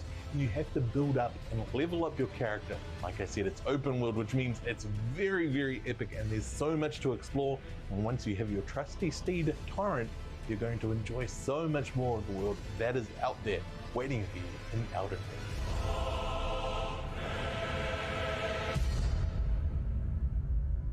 Now let's check this out. I did some reading online, guys, and what I saw, what was the thing, was to pick the astrologer class. If you want it to feel a little bit easier, and you also pick the golden seed as the buff you take in. What I really like so far is, like, in terms of graphics, the sheer fidelity's so beautiful.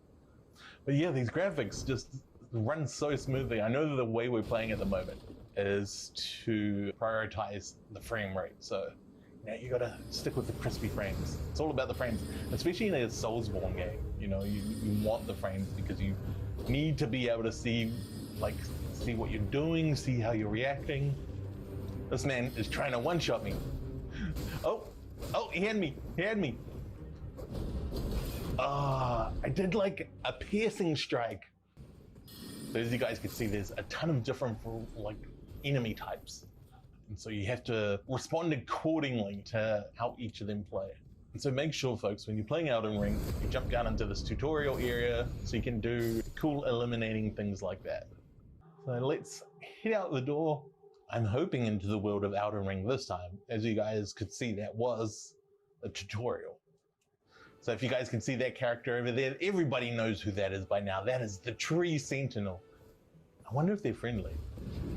They're not friendly. They're not friendly. It's like I've played Souls-like games before.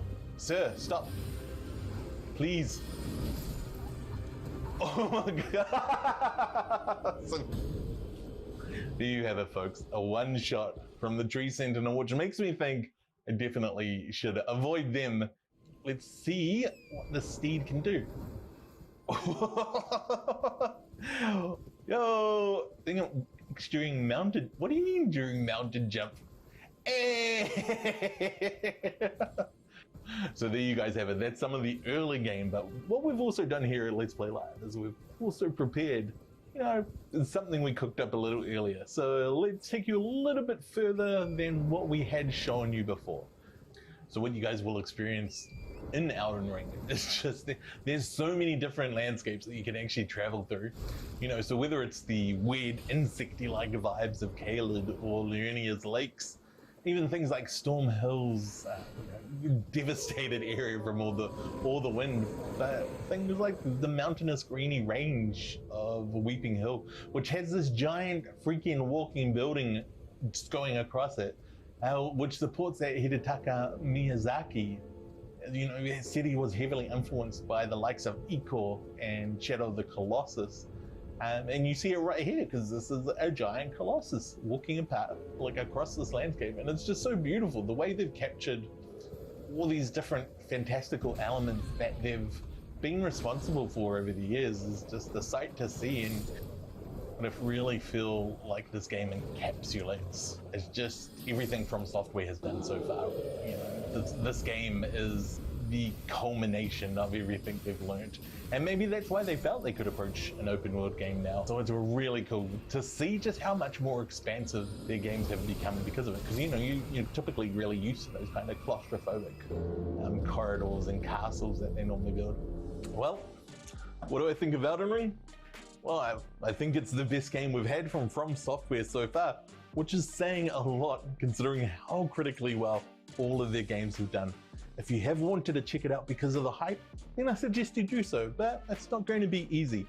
And for all the fans of From Software games, you know exactly what I'm talking about, and Elden Ring still lives up to that.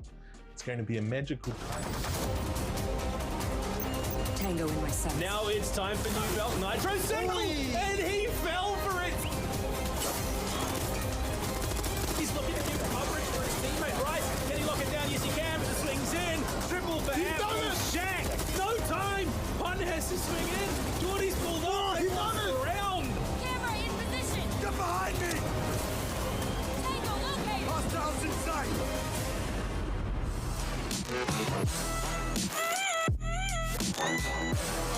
Oh, sorry, look, the music's just so good, you love it. But Cthulhu, we're coming back after the break. Unfortunately, we couldn't get Logic in for the interview.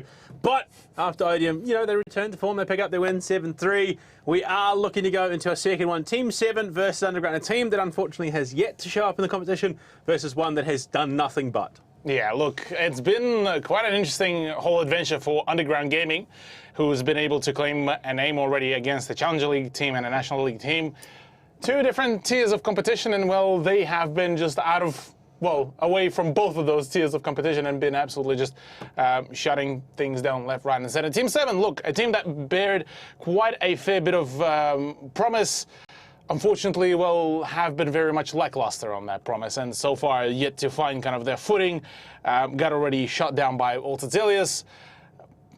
And Underground, look, they might just be either meeting either a dark horse or Team 7 might just be, well, back on their horse. Another rung on the ladder, potentially. Rung, yeah. But look, let's get into Team 1, of course. Team 7 up first.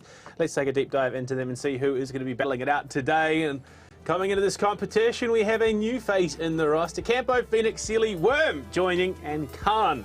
Obviously, Clutchy stepping back this week, letting Worm come in and play. I mean, does that change things up too much, you reckon? It would change quite a bit, actually, with Clutchy no longer there and Worm kind of stepping in. Worm kind of being, you know, a bit of a, you know, fragging fiend, a bit of a ranked fiend in the community. But, I mean, he could really change things around. He might just be that needed driving force behind Team 7 to finally push them to that, round-winning line, where before it's been, they were just lacking just that one extra step. And their opponents, of course, Underground Esports came through the qualifiers along Team 7, of course, and they've been looking pretty sharp along the way. Zuve, Majestic in week 1, and then Pinku coming in for week 2. Pinku on your screen, MML, Zuve, Eraser, JPK. They've really made a name for themselves in this competition. Absolutely, yeah. Look, quite a surprise from Underground Gaming, the way how they've performed, and absolutely, look, they've managed to make a name for themselves here as the team that so far managed to claim first place rather convincingly. Been able to really just hit their strides. Look, I mean, even Skyscraper, the sheer amount of performance and the way how snappy they were able to nail their opponents was rather quite the talk. Yeah, I mean, coming into this matchup, though, I mean, how long can it last for them? How long can that unbroken streak go? Could it be Team 7 to take down? That's the biggest question, obviously, coming into tonight. Will Underground Esports Club carry on this trajectory, or is it just, you know, sort of week 2 and then done? But right now, like, I mean, There's so much that goes into this matchup, of course. There's so many questions for both these teams. Team 7, a team that we thought was going to be doing better. Underground, a team that we didn't expect to be doing as well. What happens when they meet? Look, suppose quite an explosive matchup. What could really happen when those two teams meet? Funnily enough, well, the two teams that have been kind of playing in the same tier of competition as well, funnily enough, Underground Gaming both and Team 7, kind of hanging around the tier 3 level of competition. The only difference being is that, well, Team 7 does have a couple of veterans from generally the OC scene, and on paper, again, Team 7 should be the ones to be the one that is actually taking names, to be that dark horse. Instead, it ended up being Underground Gaming, a team that nobody really expected to perform, and I think this is what actually what played at least partially into their success, is that nobody's really expecting them to perform. Nobody's or has been at least expecting them to come out swinging, and that kind of lack of pressure on them kind of just played a very perfect setup for them. I mean, we talked to MML last week. He said, the higher level teams don't play the newer maps, so maybe this week a team that is in their own bracket, maybe we get a bit of an upset here. But let's jump into the head-to-head, the two players that we want to keep an eye on. Of course, this matchup, Khan last week had a massive game for Team 7, was hitting his stride really, really well. Unfortunately, it didn't result in a win against Alton Zelios, but Pinku, the newest addition to the roster for Underground, was right there along with the team. I mean, just the game sense on this guy, the shots that he was hitting and being able to make those plays on Skyscraper was truly impressive. Absolutely, yeah. Pinku has been just an absolute menace when it came down to being in the server and, well, already fragging out. Look, definitely quite a surprising amount of frags that was picked up by, the way how Underground really performed, especially against Onami. It has been rather interesting to watch them perform. But look, I do have to give it to them. They had a very clinical drone game. They managed to do it very consistently. The only kind of confusing point, especially when it was back against Onami, is that the general kind of pacing / pattern was basically, for the most of it, the same. And they even admitted, saying that, well, the only way how they've built up the chemistry is just, well, they play ranked together. They're the ranked demons, I suppose you could call them. And certainly, look, it paid off so far pretty well. The chemistry over the strats and coordination, I suppose, takes the upper hand. Yeah, and I mean, it's almost the dichotomy. Team 7 have been together for a while now, as formerly the Bandits roster at one point, and so for the most part, the core of this team has been playing together for a very extended period of time. So coming to this matchup, look, it's whether or not, I think this week here will probably be, telling of whether or not Underground's success is deserved, and it's coming off their own merits, or whether it's luck at this point. They're just getting lucky in their gunfights, their matches, everything. But there you go, your map video on your screen. We are going to a slightly newer map, not one of the newest, but it is going to be Chalet. Yeah, Chalet could be a really good kind of middle ground between the two teams.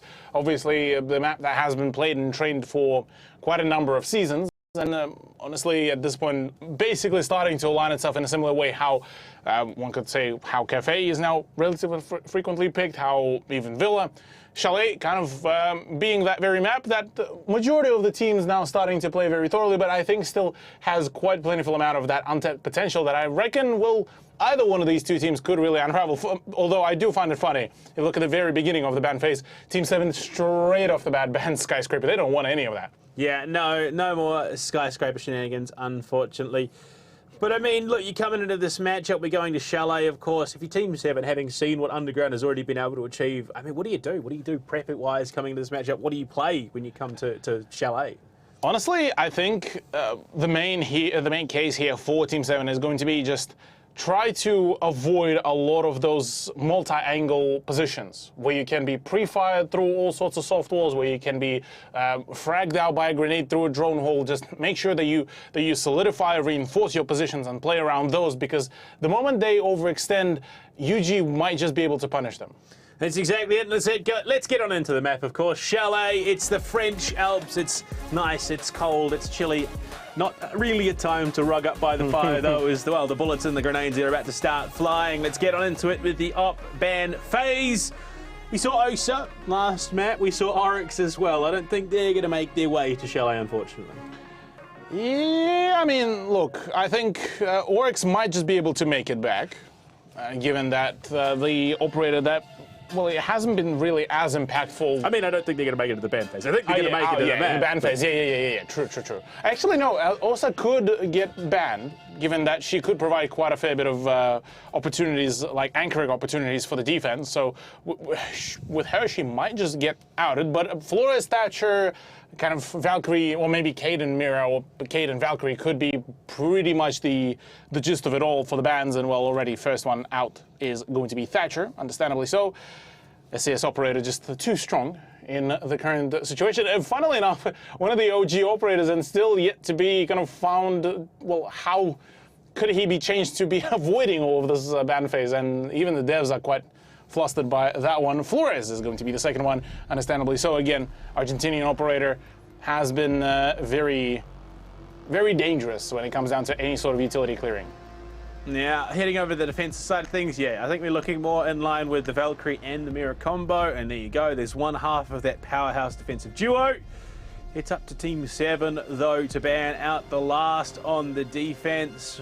Where do we go from here? Is it going to be the Cade? Is it going to be the Valkyrie? I would imagine that we're probably angling more towards the Valkyrie. Yeah, I would say so as well, indeed. Valkyrie being banned out, well, the rest of operators are still good to go. I mean, Maverick is still in the play, Cade is still in the play, so plentiful amount of well, opportunities for both sides of the matchup will be present to play. Good luck, have fun's coming about as the battle of. Suppose you could title this as a battle of Tier 3, given the fact that both teams have been namely playing around LPL Evo / Amateur, I believe. Pretty sure. One would imagine. One would imagine, yes. Definitely not either Challenger or Nationals, but regardless, memes and theories aside, two teams definitely have some friendly history between each other, and certainly could play into the way how certain strats could be played around Worm. The person who I was kind of waiting / expecting eventually to arrive in the competitive scene, and yet here he is with his, well, I suppose the debut in LPL Pro. Quite curious how will he be able to perform together with Team 7, given that they all kind of know each other pretty well, so one would hope that at least the chemistry is there and understanding of where to play and how to play it will be in place. I mean, Worm, even he's known in the scene, for good or for worse. It's hard to say at the best of times, but he is a known name in the competition. I think that's a mantle that a lot of the players from Team 7 could boast at some point or another. But right now, Underground, they're looking to get their attack underway, looking to be aggressive and make those forays into the building. Obviously, a master bedroom office hold means that they've got a bit of work to do to clear out some of this denial in terms of the breach. Player on the mezzanine as well is going to be one of their first points of contact. Good lockdown so far by UG, making sure that they're keeping the pressure nice and snappy. I say that, slight overextension by Worm does result in his ultimate demise, as he was not really expecting this kind of extension at him, and well, off he goes. That does force Phoenix to replace him on that position, but as it stands, decides for the better of it to bail out. But you look at the sheer amount of drones that are coming in, the sheer amount of droning, it's painful, it's annoying, it's frustrating for them, and well, somehow Phoenix is able to just run away. JPK, though, does get fragged up, meaning that pressure on the mezzanine balcony is no more. Yeah, I mean, that's a bit of a battle between your Smoke and your Finker, two key operators for both teams going toe-to-toe. And luckily for Team 7, it is Sealy on their Smoke that comes out on top. Underground are taking some good ground right now, having cleared out Library and wanting to push on into Piano as well. Lucy the Finker, though, could make this very tough execute. Well, interesting to see how all the rest of the round conduct, because Sealy just absolutely drops MML down on his back, and with Sealy and Phoenix still tagged up rather substantially, it still gives a good window of opportunity for UG to really bring this back. Only one man disadvantage, and with Sealy being tagged up like this, only 1 or 2 shots will basically be the end of him. Albeit, I mean, we say that Team 7 is actually playing a really nice kind of hold here, very relatively passive, waiting for the right moments to really push in and getting a pretty good read. That swing, though, could be rather deadly as it's a 2-man hold. Sealy unfortunately dropped by Pink, who has already opened up into the site, and That's a big angle to be taking the smoke off the board. The health deficit now in favour of Underground Esports Club. They've still got work to do. Campo falls to a razor. That L8 going absolutely hard in these close quarters engagements, but they need to deal with a player on the piano. That's Phoenix down. That's exactly what I was talking about. And it's now down to Carney to try and clutch up, and that plant is going to be going down behind the half wall. He's got a lot of work to do. Zuve covering from the double window. The swing out, it's going to be good. Not at all anticipating, and Underground Esports take round one. Bit confusing how did Khan not hear the rappel sound, or maybe he forgot, maybe something else distracted him. But look, on the side of Underground, back into the usual swing of things. On the side of Team 7, it's a bit of a kind of concerning looks, all things considered. Very stoic. Very stoic, yes. Very, very still. Three of them not even moving. Yeah. Like, it's just locked in fear. Locked in, yeah. I wonder what kind of in-ears as well they're using, because those are completely invisible there. Yeah, like, they're just next level technology. Obviously, they've got contacts with old Mr. Musk over at Tesla. But right now, it's Team 7. They're going to be doubling down on the same site. We head back to Master Bedroom and Office, and you can already see some minor changes coming through across the board, just minor pivots to try and shift that momentum a little bit more in their favour. Underground, they might have their work cut out for them in the second attempt. Indeed. Worm being swapped over to the Alibi to just allow him to be that, I suppose, the flexible roamer that could go on quite large pivots across the whole map. The rest of the team kind of making, like you said, those adjustments could really make things rather nice and solid. I mean, the introduction of Melusi as well, plus the Cade for Khan to kind of stick around with, should do just about enough work to slow things down. And that's exactly what Team 7 need to do. They nearly were able to win out the previous round if they would have kept on that slow down play, waiting for the picks from Underground Gaming rather than trying to go in for the swings themselves. And well, so does Phoenix and MML. Once again, the Zoff player just does not get a break at all, and that swing was basically perfect. Losing out on some of that utility clear could be a bit tough, especially going into a site like Master Bedroom and Office. You want those lifelines available to you. They do still have frag grenades galore, but with Campo on the board playing that Jaeger, you got to be on point with the timing there. You can't mistime anything. JPK once again looking to contest the Office single out from the balcony. Last time he was here, Sealy found him, but this time he wants to get the better of that gunfight. Absolutely, Razor, the absolute MVP of that previous round, was able to find majority of his frags just outside the actual building. Should still be able to play for a nice little cutoff. But as it stands, UG feeling a little bit slowed down, albeit again, drone game is being rather thorough. And it's kind of cool actually seeing just how UG being rather flexible as to who drones who, if it needs to be a solo drone, that run in. Oh, big play as well coming in. Campo as well finds one off the back. So they lose Worm, unfortunately, but they find two for their troubles. JPK and Zuve off the board. Two key players in this Underground Esports roster, not to mention your flank watch and your survivability going to the later stages of the round. So that could not have gone any worse for UG. Yeah, not the best kind of setup. Eraser attempting to find some sort of a play, some sort of a frag. Unfortunately, just none yet. Well, hopefully we'll get to see some sort of remaining results, because Pinku and Eraser would have quite a job on their hands.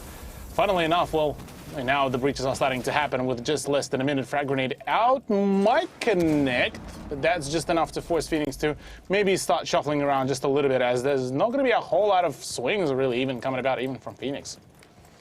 So many different angles to worry about and contest, but right now Razor on the piano window trying to divide the attention, enable his teammate to push in and make some sort of play, but not to be right now. There's too many angles to cover. Pinku, what a ripper of a shot, finds Phoenix's head.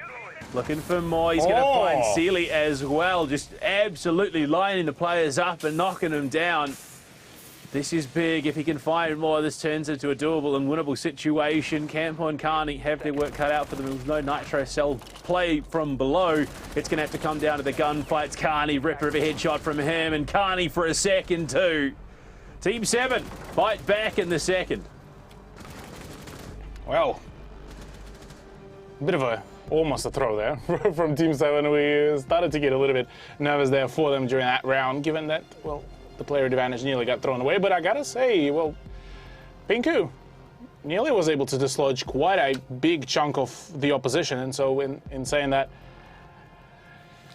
it's certainly, well, a valiant effort from Underground. Unfortunately, just couldn't find a whole lot of results there by the end of it. So we back into 1-1 scoreline contention yet again, as it seems like maybe Team 7 might just find that contention against their opponents and be the first ones to start, well, winning out the rounds and the points from Underground. Bar Gaming, I mean, the most popular site on the map currently. We'll finally be heading down there as Team 7 did lock out Master Bedroom and Office. Carney, going to be bringing the Frost into play, so they are looking to try and create hurdles for Underground Esports Club on their way into the building. We also pair that with, obviously, the Malusi for Phoenix, who, I mean, that last round was pretty magnificent from them. 10 seconds left. Oh, man. Oh. Curious how will Underground be able to respond to this kind of upset previously. Interestingly enough, just about a similar sign-up, I guess, setup. Oh, Phoenix, can he land that shot? No, unfortunately just misses out by the pixels as JPK just ducks away from that danger. Bit of a unfortunate result for Phoenix, but again, still will be forcing UG to be a little bit more passive, at least for a brief time. As I say that, though, Phoenix gets pre-fired again on his position, and not particularly the type of result that you would want to have happen. As it stands, Team 7 initial drain is good, but only so far for just about 30 seconds, so still plenty of time for UG to make a push. JPK up onto the roof, the rest of the team there alongside him. They want to clear out this top library stairs position. I mean, it's a go-to spot on the map. You've got that utility clear there, but the shield has already been dealt with. No hold in the mezzanine. Thank you so much for that, Sky. It's big information. Not holding that position on this site can be hugely detrimental. Definitely. Well, we might just be seeing some good big rotations. Phoenix could be the big linchpin as well already against UG. I wonder if that edge up will actually connect. Pre-fire and positioning actually from Zuve's there. Man's got the It's the knowledge. genuinely depressing that Lucy no longer has a nitro cell at this point. Like, that is just prime time territory for Phoenix to be able to make a play. They do lose Worm, unfortunately, third round in a row. Campo as well falling to Pinku on that Habana, but Zuve so entranced with this position. If Phoenix looks to get aggressive, he's not going to. He's moved out and he's not going to be trying to contest. But you look at the ground already conceded by Team 7. It's not looking great. Pinku as well in a bit of danger. Fouled for the moment, but not completely fragged out. He will be picked up by the nano boost. So they still have in play. Yeah, with Pinku back into the swing of things, this might be problematic. He's been already able to pick up quite a number of the frags. Zuve as well, unable to connect the shots. Oh no, the spray is bad there on the AK. Got to pull down just a little bit harder. MML, though, gets the better of Connie. And Sealy, though, he's in a bit of a locked-in position where kind of his location has been already relayed to the rest of the team, but it's more so about how well can you wedge it out, because it's down to him and Phoenix is just about to be in a problematic position, being held on. They just have the knowledge and they absolutely execute on it. Complete shutdown and a flawless round win from Underground Esports Club in the third. And I mean, they're just taking these rounds by force. Indeed. Taking them by force. Quite clean deal so far from them. And I gotta say, Underground so far taking it quite well. Like, all those swings are coming about. Certainly looking rather promising, and it's been so far quite a Attackers need to locate interesting, let's just call it that, set of frags that came out from Underground. You know, we're maybe memeing about, you know, being a nowhere and everything, but certainly the timing has been quite perfect on a number of those positions. Yeah, like I said, it's that difference between being lucky and being skilled, and Underground proved they're quite skilled at the game. 2-1 up at the moment. Yes, it's not a colossal lead, but when they find those openings, they absolutely emphasize them and take those victories where they can. Right now, they're getting themselves, well, Team 7 rather, getting themselves set up for a defense kitchen and dining. We will see Worm picking up the Malusi. Phoenix handed the Wemai this time around, so we are seeing a bit of a shuffle across the board. 5 seconds to insertion. Certainly a shuffle across the board is coming about. Liking so far though, the idea that UG has been rather looking stable. I mean, their roles so far have been pretty, pretty all locked in. They know exactly what each and one of them needs to do. Phoenix trying his best to get a couple of pre-fires, unfortunately, just won't be finding anything. Funnily enough, though, for Worm, look, as much as he is a fiend in a rank against the UG, it seems to be rather problematic. 0-3-0 is there for us, almost making like an emoji face there. But swapping between Wumai and Melusi hasn't really been too successful for the man. Yeah, look, I mean, maybe it's because, Chalet is one of those things you got to get lucky to play it in the ranked playlist. Maybe he's not used to this one as much. Maybe if it was Canal, it'd be a different story. But the first kill goes the way of Phoenix taking down JPK. Again, Phoenix, sorry, not Phoenix, he's fine. Finka off the board early. That could be detrimental. Yeah. Finka out of the equation. Certainly does put a bit of a dent in UG, given that her revives were rather big in a couple of previous rounds and a few more swings. Phoenix does expect this one from Pinkut, so does shut things down. Zuve is gone as well. All of a sudden, Worm, we just about roasted him going still on a donut, but now it's all down to a Razor out of a blue to be able to absolutely shut things down. Yeah, and Worm's down doing better than Campo, so yeah, look, maybe it's just a negative encouragement, I suppose would be the best way to describe it. You get on the guy's back and all of a sudden he starts showing up. Frag grenade towards the library, just trying to make some noise, create an opening to get into the building, and Eraser is going to be up here in Piano, trying to walk on through and find whatever picks he can along the way. There's 4 players, though, for him to find. He's got a frag grenade and an L8 to make it happen with, and unfortunately a whole lot of corners to check along the way. Yeah. One-man army type beat here, 1v4, less than a minute. I mean, look, he could still find a few more of those exit frags, but as it stands, does find one. No actual fireback on. That's a very delayed response there and reaction to fall back, but unfortunately for you, that's about it for round number 4. And apart from the rest of the team, look, it's still pretty good. Worm does get the better of the final play and, well, finally back into the swing of things, back into his own form. Clean swing and, well, works out just about right. So Team 7 not out of this yet as we are back onto 2-on-2 scoreline. So, look, this might just end up being that close matchup that we were searching for against UG. Well, we do head back to Master Bedroom, and this one has been a bit of a volatile one. Each team picking up a win here. It is the secondary and tertiary site, which have actually been traded at 1-1.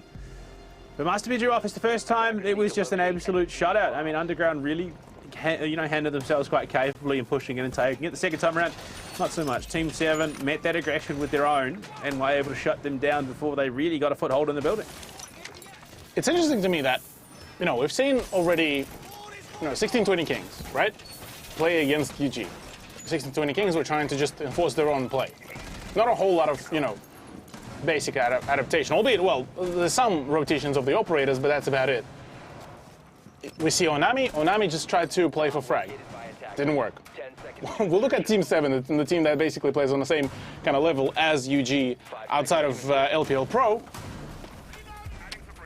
They're the ones that are able to, match that aggression. And maybe it's just more so just knowing when to switch back to, just basically the ye old ranked days. And maybe the fact that Worm was brought in is just to kind of inject yourself with that, the mentality of a ranked gamer. Well, I mean, maybe it's not even that. Maybe it's just knowing your opponents. True. I mean, these are not two teams that Onami or 16-20 Kings, or let's be honest, the rest of the teams in this competition would be familiar playing with, given that there is a disparity in levels of competition that they are competing in. Worm just outside gaming, goes for a bit of a shot there onto Zuve, who will frag him out on the trade back. Nice little wallbang headshot there to remove him from the equation. Unfortunately, that is your MI. That's a bit rough, not having those magnets generating later onto the round.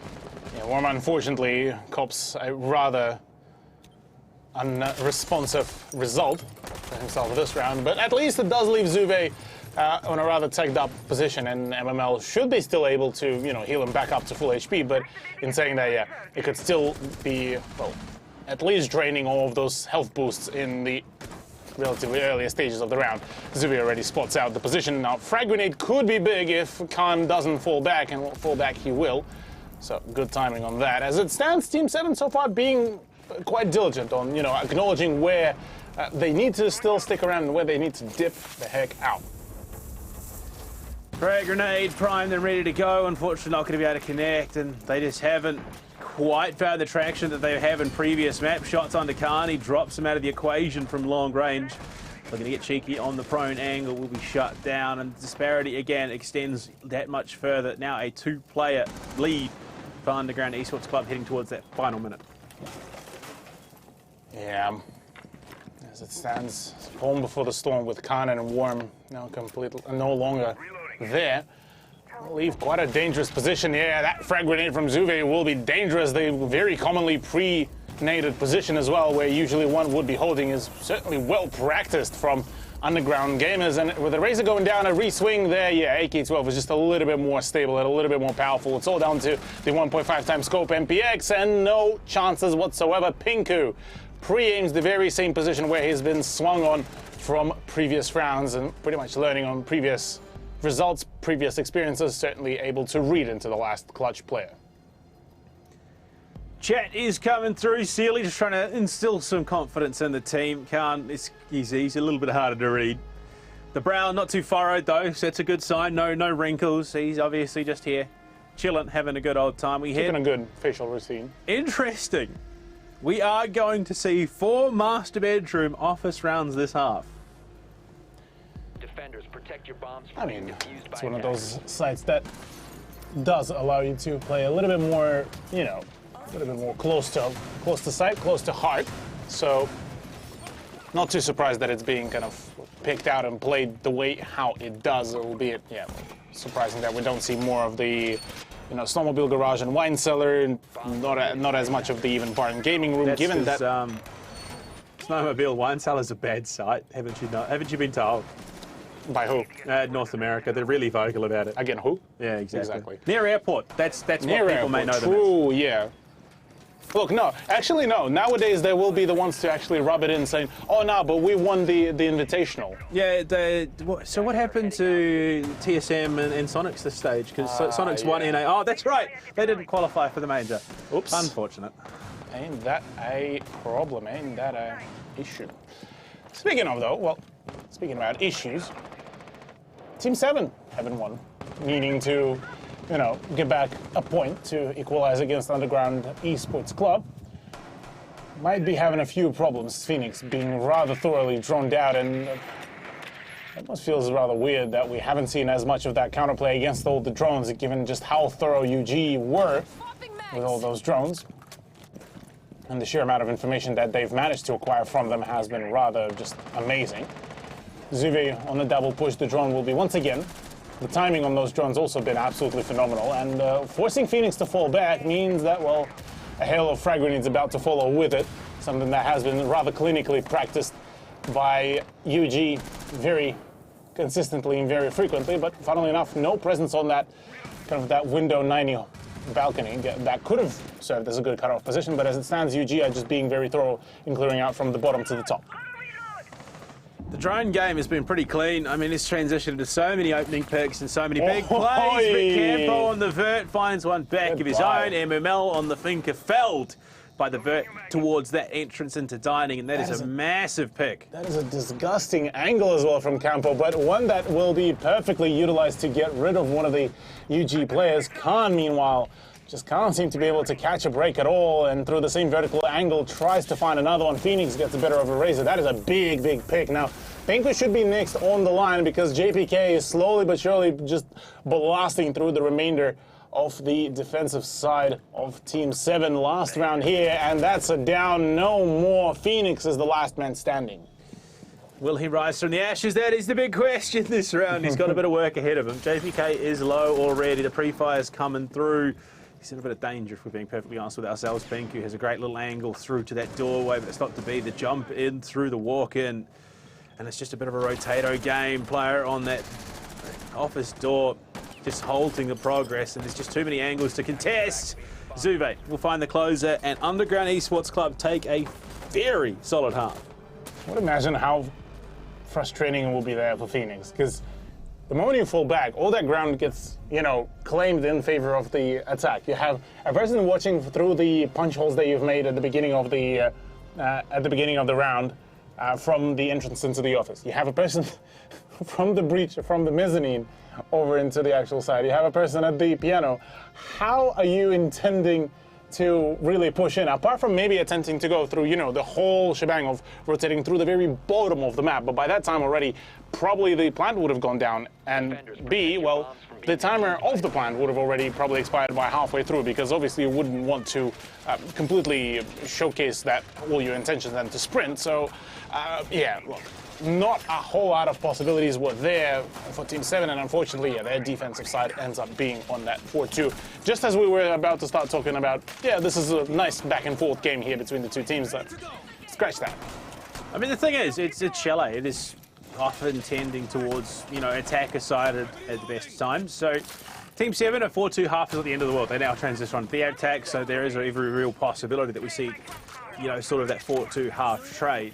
So Team 7, I mean, look, it's Team 7 as well. Phoenix picking up the finger. Honestly, I reckon they're not too upset by this half. I suppose this round number 7 could be a good indicator whether they're upset or not. I'm liking the lineup though. Like the Finca, the Lion, the Iana, the Jackal, very heavy emphasis on that information gathering game, which could be absolutely crucial here for Team 7 to play. How is MML not dead through that hail of bullets, and how did he dodge that is completely beyond me. New ear piercing though for Aruni. You got to take those where you can. They can be a bit costly, and unfortunately this MK14 is not quite hitting its mark like he needs it to. Still alive though, still 10 players healthy. The first minute has been rather quiet in the grand scheme of things. No deep early frags, nothing of the sort. It's just sort of roaming around looking for info. UG, you can see this spread. It's quite significant when it comes to this defense of office and master bedroom. Absolutely. Side of Team 7 though, a very close to ear swing, finally a trade. Worm, a little bit of a baiting action there being conducted, but as long as it gets the better of MML, that's already a good play. Now some pressure needs to start coming out onto the jacuzzi window, and so it does, courtesy of Phoenix, as the rest of the team will continue putting on the pressure onto the actual site. And the frag grenade from Phoenix as well, getting rid of JPK. That is another good one. Now leaving all down to Zuve, Razor, and Pinku. That trio has been absolutely deadly for UG, so look, there's still plenty of chances and possibilities, albeit quite a fair bit of the yellow ping starting to come about, albeit not too sure if it's on the side of UG or Team 7, but regardless, the information is being relayed. Now, information is the name of the game here. You can feed that through, you can patiently assault any position on any map. Successfully or not, is a different story. But Pinku right now is being pressured towards piano. He's in a bit of trouble and he's in a bit of hurt. They forced off the player for the moment. As we head to the final minute, I mean, just look at the utility that's available. Then they got smokes, they got stuns, they got, unfortunately, no more nano boost, but they've got the 2 scans from the Jackal and 2 E1Ds as well. Indeed it does. Razor holding his position very patiently, doesn't want to really overextend, given that Zuve just got down from that double window, albeit not out just yet. Won't really be picked up, so only used as the information game. It's all down to Pinku all of a sudden, as the man is left all alone. Zuve might just be relaying the information where the push might be coming from, but finished off, split on the positions, finds 1, not 2 though. Worm is the one to finish it all off, and well, Team 7, a quite well organized attack, as they fully acknowledge how difficult it could be to play against Underground, and certainly has been a bit of an uphill battle for them. I mean, every single step of the way, their game plan is sort of clear for Team 7. It's a battle by numbers. Make sure that you have the numbers advantage, so if you do lose one, there is someone there to trade. And it's exactly what we saw. It did look like a bit of a bait from Worm, and it kind of did play out that way, but I doubt that was the intention. They wanted to send in one, hope that Worm swung at the right time and got the kill. It was a timing issue. Yeah. No, I definitely like the idea that Team 7 adapted in a very simple way, where it's just, go in 2s and 3s, just as long as you have the player advantage, just certainly done just the job needed. So good to see that even players like Worm starting to get on the points. I mean, you have some really interesting, scorelines. 4-4 for Campo, 7-7 for Phoenix, 5-5 for Worm. So relatively kind of good set of traits coming about, let's just call it that. Whereas on the side of UG, it's been a little bit of kind of all over the place, because one round you see Pinku perform, one round you see Razor just go absolutely ballistic, one round Zuve kind of goes hard, so it's kind of almost like a roulette for Underground Gaming as to who gets to, you know, pop off next. Last little bit of setup coming through for Underground Esports Club and this Bart Gaming defense. And this is a side that can get a bit janky. Obviously, if you find a couple of early picks on their side of the attack, you can just go straight in through that double window. If you clear out the stock room comfortably, there's just so much that can go into a push onto the site. Razor in a bit of trouble. Sealy going to finish him off with the LMGE. No real threat from him down in the basement anymore, and that could prove its own hassle. Yeah, with Sealy finding that opening frag, that is a big one as well. Razor, the player who was able to find his openings very thoroughly and very early, well, certainly won't be finding any sort of frags at all. JPK, though, has a perfect flank as nobody's actually watching his direction. The Lion is in danger. Khan, unfortunately for JPK, will be surviving, but oh, how he close was to just absolutely being fragged out.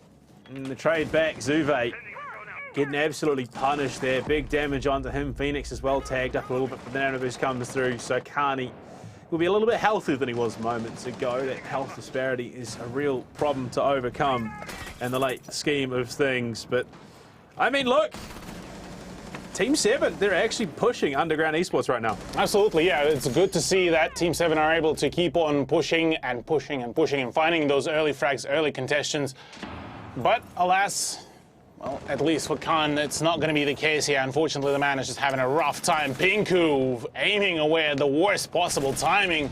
Will be giving a window of opportunity, but that pre-fire, actually, no, that's off-screen, and that's MML getting the better of Campo. But Phoenix and JPK, though, they will be the ones to pop off. All of a sudden, 2 versus 2. One player on site, one player roaming. And, well, Phoenix has to rendezvous with Sealy sometime soon, because again, those two players are also very much disconnected. So 2 isolated 1v1 possibilities are there. JPK fully expecting a flank to come around from the bottom of the stairs. Phoenix, though, with the kill on MML means that there's one player alone, and he walks straight out the door and finds the kill that he needs to, backing up his teammate the whole time. Snapped. Sealy was just bait, it would seem.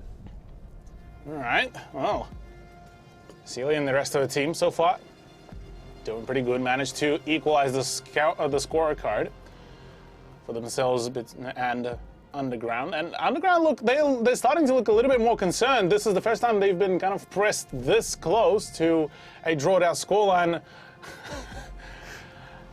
No comment on that one from Phoenix. Look, Phoenix, we understand it. That was a pretty filthy wallbang. Look, I'm going to be perfectly honest. Look. I have no doubt that Phoenix had a drone there from a teammate. Team 7 have been pretty onto it as well with the drone game. That's why there's a reason we find ourselves at 4-4 at the scoreline right now. I mean, not to mention you've got Campo in the back trying to instill a higher level of play mentality into these guys. Certainly, Campo would be bringing in quite a sound kind of voice of reasoning, could even say. Curious how well the rest of the team will be able to perform. Unfortunately, though, for Khan, look, the man who we've been outlining previously to be able to, perform, unfortunately not really able to find a whole lot of closure for himself, though I am happy with the way how Phoenix and the rest of the team has been really pushing it, albeit still not far from being over from it. Close though. It's honestly, it's been probably one of the most even matches we've had throughout LPL Pro already in our 2.5 weeks of play. Now though, I mean, they go back to bar game and they're going to look to double down. I wonder if that's the play, given how competently Team 7 approached that site.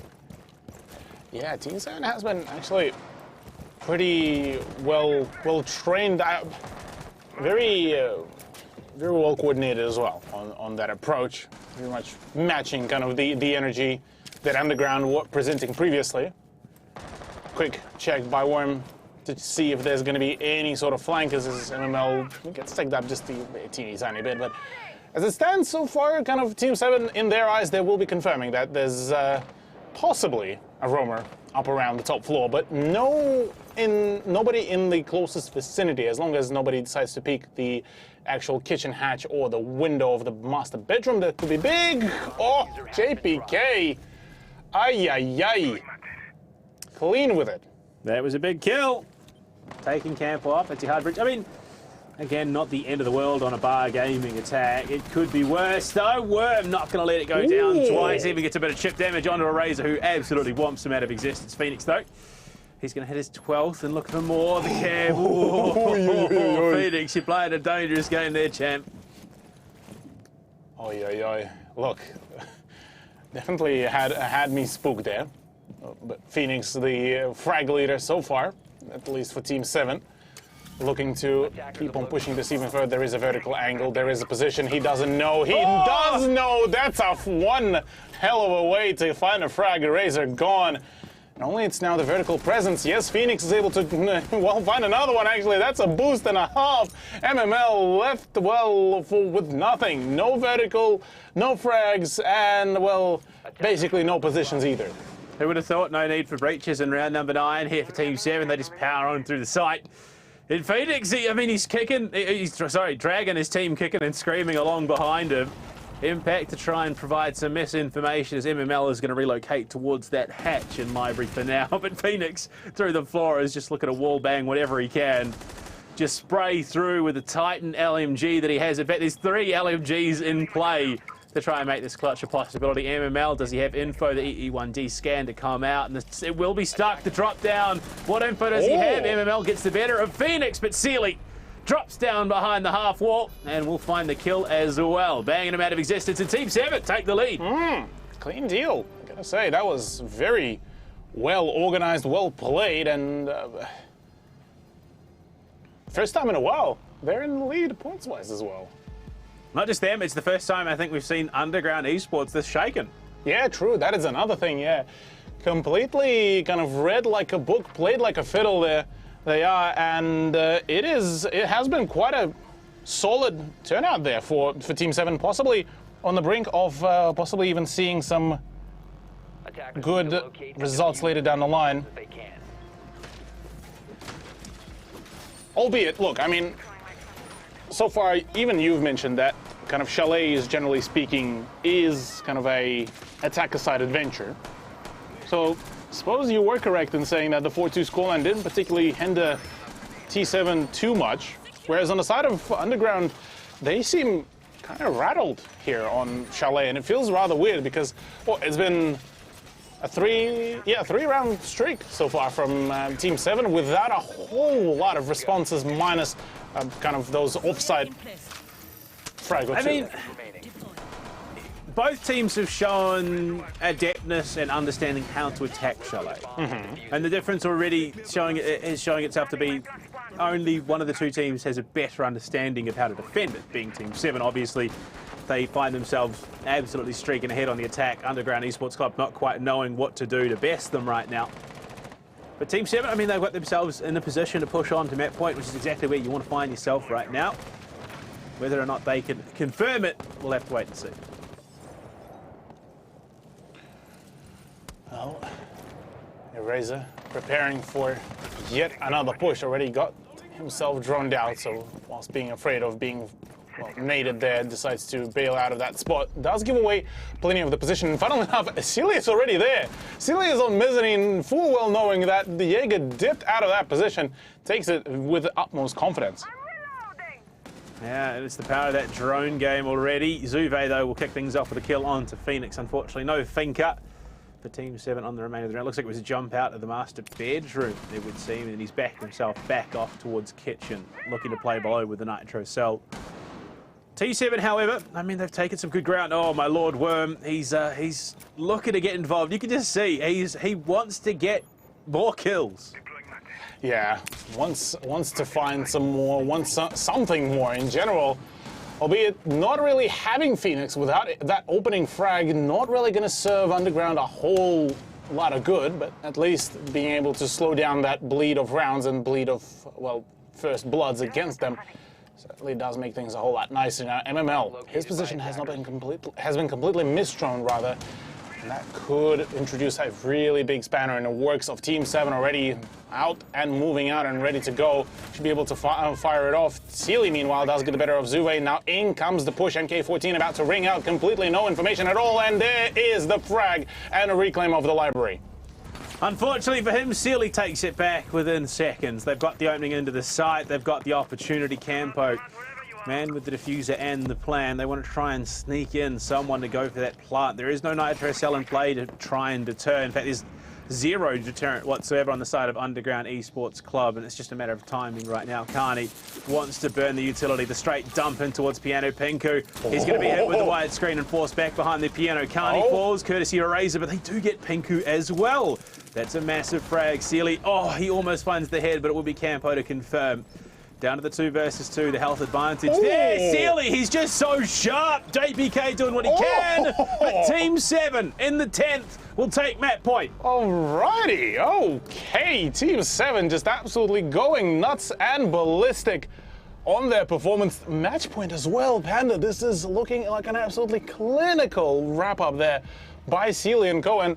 Look, I mean, we've touched on the fact that Sealy just had a little bit of a quieter game throughout the majority of the matchup, but on a buck, in that very round, he was the reason why basically Team 7 were back up and running, even after the unfortunate set of initial deaths. But that was nice, that was clean, but still, they're not out of this yet. Not by any stretch of the imagination, especially given that Underground are 2 rounds away from overtime. But it does put a dent in the perfect run that UG have had. Even if they still pick up the win here, they do miss out on a point, which could come back to bite them in the later stages of the round. But they're going to opt for it once again, which is a dangerous prospect, given that here in the 11th, they've just come off the back of a pretty significant loss on Office. Yeah, this definitely does sort of call for a bit of a question as to maybe, was it actually just their coordination not really working out, or was it more so just the fact that they were caught on just unfortunate timings and Team 7 was just feeling a little bit sharper? But one thing that is for sure, Panda, the trade game that Team 7 been playing, especially on the attack, has been clinical, and something that had so far Underground very much flustered and kind of gasping for air without any sort of real solutions. Well, I mean, the wild thing is, Team 7 have 3 opening gunfights go their way. The rest of them have gone UGs.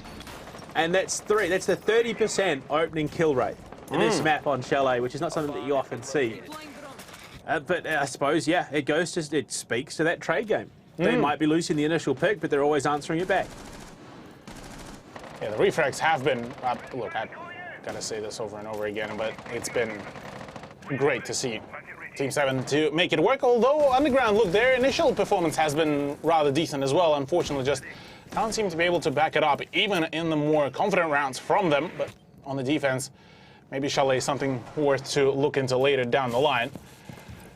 Sealy, once again, spearheading the push, fully taking, yet again, it's pretty much the pattern is also there. We were talking about Underground having that pattern being completely repeated over and over again.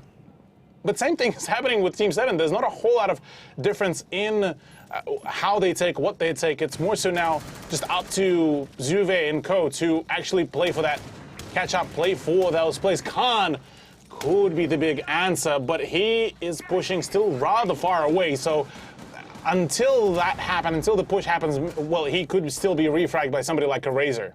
Well, that scan, though, is going to be deadly. That forces him out of that position and leaves MML all but isolated downstairs. Carney, whether they time it correctly, they might just be able to make this push on towards Kitchen. The Cam, though, he's going to activate the Hellcoat, duck himself back out after punching out the barbed wire, but already the rest of his team are starting these openings up under that office wall. Well, curious. Given that already a minute only left, not a single frag achieved, that could be rather problematic given the sheer amount of angles that needs to be held. The Worm and Co might just be left, well, caught flustered. No tangible ground presence as well. Ground floor, it could be a big issue. I say that, Sealy for 2! Oh my goodness, he all of a sudden opens up such a great amount of ground for Team 7. He's just cracked on the sticks. That's a massive opening, and 2 key players for the team. A third. He might just be on for the ace if he has what he needs. Zube falls. No ace for him, but it's going to be 4. A flawless win for Team 7 to pick up their first victory of the stage. The team that was able to completely catch Nationals team, a Challenger League team lacking, falls to the team of their own caliber, and it seems so far, well, Team 7 are the ones to come out greatly successful. I mean, perfect second half, by the way, Panda. Hashtag for Clutchy, indeed. Do it for Clutchy. But I mean, look, so Team 7 have had the opposite trajectory almost. They lost to Onami, they then lost to Altered Zelios, and they've now come in against equal opponents and taken them down. Team 7, you got to do nothing but commend them. Look, yeah, that's a valiant effort. I have to say, that was a phenomenal response from them, and that flawless attack. Oh man, I gotta wonder. 5 rounds on the fly. Yeah, 5 rounds on the fly, and what are they feeding to Sealy? That was those last few rounds were just something. Well, look, we'll actually be able to ask him in a couple of minutes when we get him into the interview. Yeah. But I mean, it's just the fact that the name of the game for them today was trades. They played the numbers game. They played it excellently on Chalet. And they backed themselves every single round. And it did help no end the fact that Sealy and Phoenix were just fragging out. Yeah, absolutely. Yeah, Phoenix and Sealy did a phenomenal amount of job. But look, in general, even just the sheer amount of coordination that there was from Team 7 so far worked, I mean, perfectly well. And it kind of, left UG kind of, gasping for air without real kind of response. Yes, it was continuous kind of. It's the same, almost the same play how they were actually conducting themselves back on the previous few matches. It was always kind of relying on their own solo play. But the moment they being overpowered by actually those double swings or re-swings straight away after the gunfight, pretty much caught them lacking. Yeah, I mean, it shows, and this is sort of what we've been expecting. We've been waiting for Team 7 to show us this, and now they are going to pick up their first win, and hopefully a couple more before the end of the stage. But I mean, I did ask, was this going to be the end of the Underground era? Look, it does certainly set a precedent for that. It certainly shows that Team 7 are a team that shouldn't be discarded in any shape or form. And certainly, whilst, yes, they had a bit of a rough run at the beginning of the season so far, it's been only what? We are on third week. There's still plenty of time, plenty of space for Team 7 to acquire the points. And matter of fact, I mean, with them getting past Onami and past the AZ, I think the rest of the rosters are still are going to be much more linear in the read, I reckon. Well, we do have the man on the line, Sealy, after... Well, man, look, mate, let's start this off. What are you eating, man? You're kind of sharp. It's crazy. Too much food. That's what I'm eating. Far too much food. Look, was this kind of result and this kind of map, was it expected to be played out against Underground, given that, I mean, past few weeks have been seeing them quite sharp? Were you guys preparing for this kind of onslaught from them? No, not really. We brought in Worm over Clutchy, which gave us a lot more confidence. Worm's an incredible fragger, so we just have him and Phoenix on entry. So it just gives us confidence. I was pretty confident in the game. All right, so it's all about the confidence. I got you. Yeah. Look, it was an impressive thing. Like, I mean, you guys played the number game phenomenally, but talk us through Chalet. Was that something that you expected to be playing today against them? Honestly, I didn't know what map to expect coming from them. Chalet's a pretty comfortable map for us, like as a team, so getting it was pretty good for us. I don't know what they're too comfortable with, but they seem pretty comfortable on it. We just happened minus to come out on the top. defense. Yeah, it was all right. I mean, five rounds in a row is kind of telling, let's be honest. But look, Sealy, congratulations. You guys pick up your first win, and hopefully the first of many. Before we let you head off, though, is there anyone you'd like to shout out? Shout out to Clutchy, the homie. He played our first 2 games, but he's no longer going to be playing the rest of the game, but shout out to him. Shout out to Phoenix. He had surgery tonight. He got his wisdom teeth out, so he's a bit loopy, but he still dropped 14. What? He had 4 wisdom teeth taken out, and he top fragged, so pick up to him. Holy, so, yeah. He's a unit. Man is on a different level. Look, impressive stuff. We're keen to see more of you guys in the coming weeks. Look, Sealy, head up, enjoy your victory, go bully ranked. So Cthulhu, my partner had her wisdom teeth out earlier last year and was off work for a week. And Phoenix comes in and goes 14-9. But that's only halfway through our evening. We've still got 2 more matches to play. Maybe that's the key. Maybe wisdom teeth removal is the key. Remove the wisdom, embrace the monkey. Yeah, basically that. Just remove the teeth, get all sorted on the meds, and in you go for the games. Just empty the brain, all frag. That's it. That's exactly what you want. Though, look, it's not us done for the evening. We've still got 2 matches to play. When we come back after the break, the interesting matchup, the one that we've kind of been waiting for. Antigar 6 taking on 1620 Kings. When we come back, we'll see you soon.「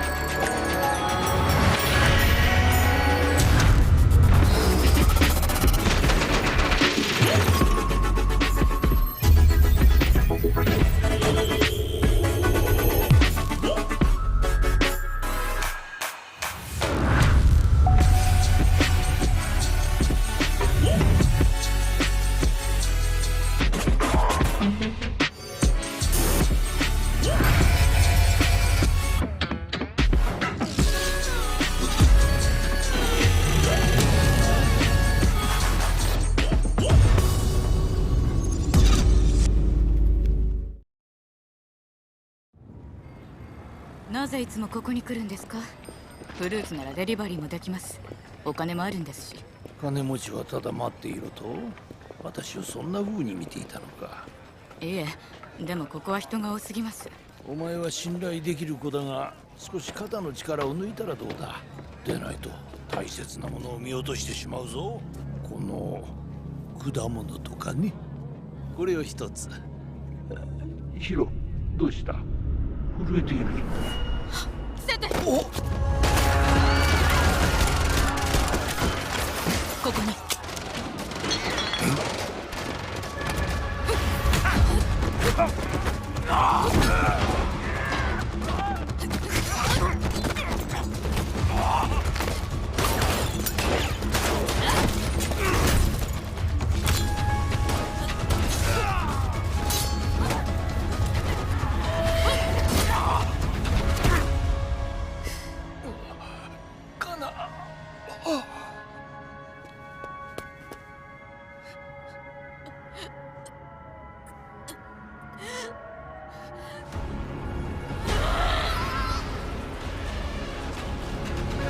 私の家に忍び込むなんて自殺願望でもあるの？久しぶり、由美子。八幡さんが。ええ。話は聞いたわ。見覚えは？手伝ってもらう。仇は必ず撃つ。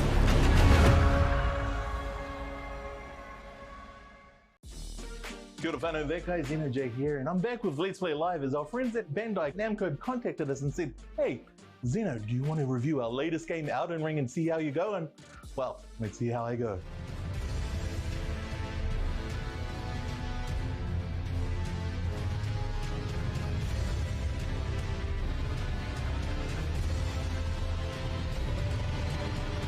What is Elden Ring? Well, Elden Ring is the latest title from Software in collaboration with George R.R. Martin to create a new open-world epic story of a character who is tarnished and beyond the veil.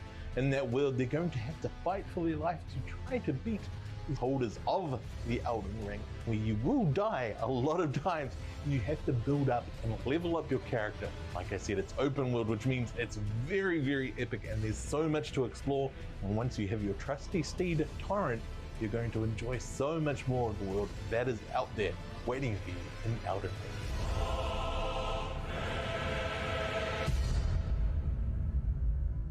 Now let's check this out. I did some reading online, guys, and what I saw, what was the thing, was to pick the astrologer class.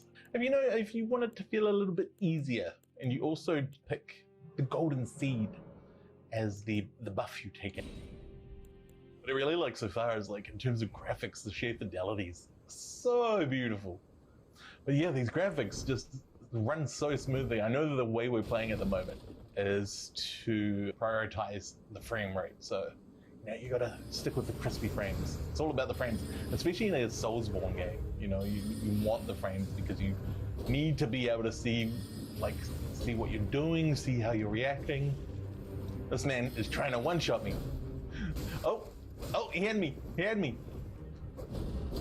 I did like a piercing strike.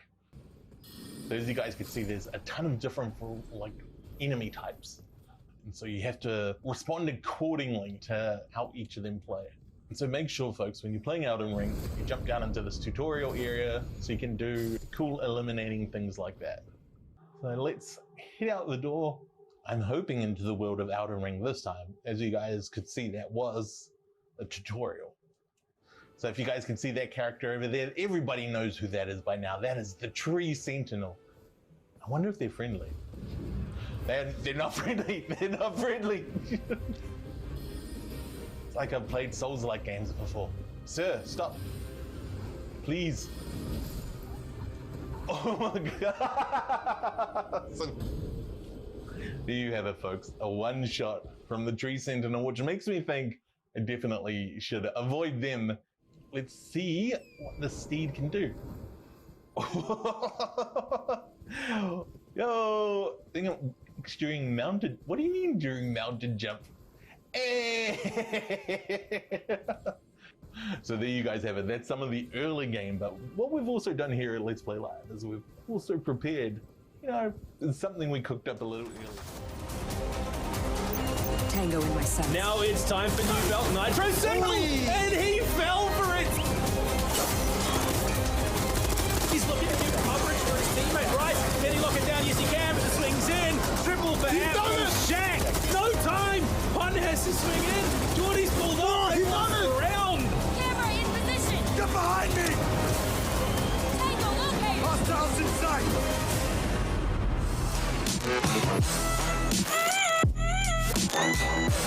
Well, look, Cthulhu, we come back off a match where a team has finally started their comeback tour. We now turn our attention to one where there is a team already on the comeback tour. ANZ R6 are looking hot, they're looking sharp, looking a bit interesting with the prior information we have. We won't get into that just yet, but their opponent, 1620 Kings, again, tumultuous road so far. Yeah, it's probably the best way to really describe this. The way how things been going for 1620 Kings have been kind of up and down.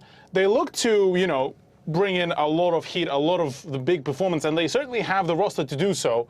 And even in some of the more recent performances, they have been starting to get more and more successful in how they really play out their positions, their plays, but it's still been kind of very much of a back and forth. I mean, they just recently claimed the win over LFWO, another team within Tier 2 scene of OCE, where, funnily enough, McKinsey was coming from, and it was off the back of a really nice amount of just just swings. And finally, KJ, the person who we've probably had arguably the most amount of questions about, given just some of the more previous performances prior to this week, he's been kind of on a bit of a not downward spiral, but struggling to find his place kind of in how to really perform. And finally, it seems like certain answers starting to finally come out of 1620 Kings. They finally started to, gel well.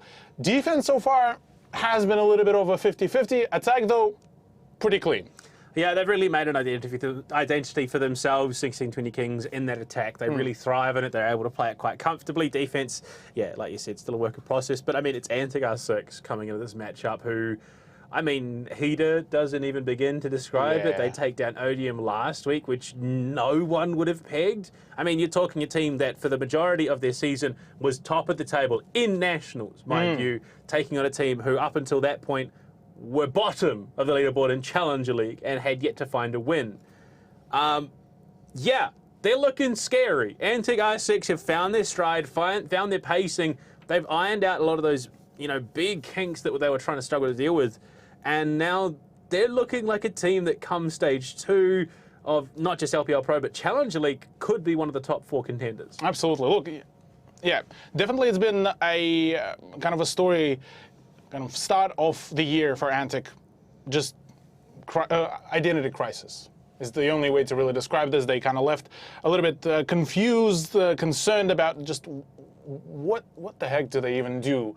And then comes, I believe, just about shy of 2 weeks ago, and they were absolutely on a whole new level, finally found their confidence, and it's something that has been kind of a big talking point in general, just confidence. Even you kind of date back to the interview just with Sealy as well. It's all about the team's confidence, and as long as they have their own confidence, they don't care who they play against.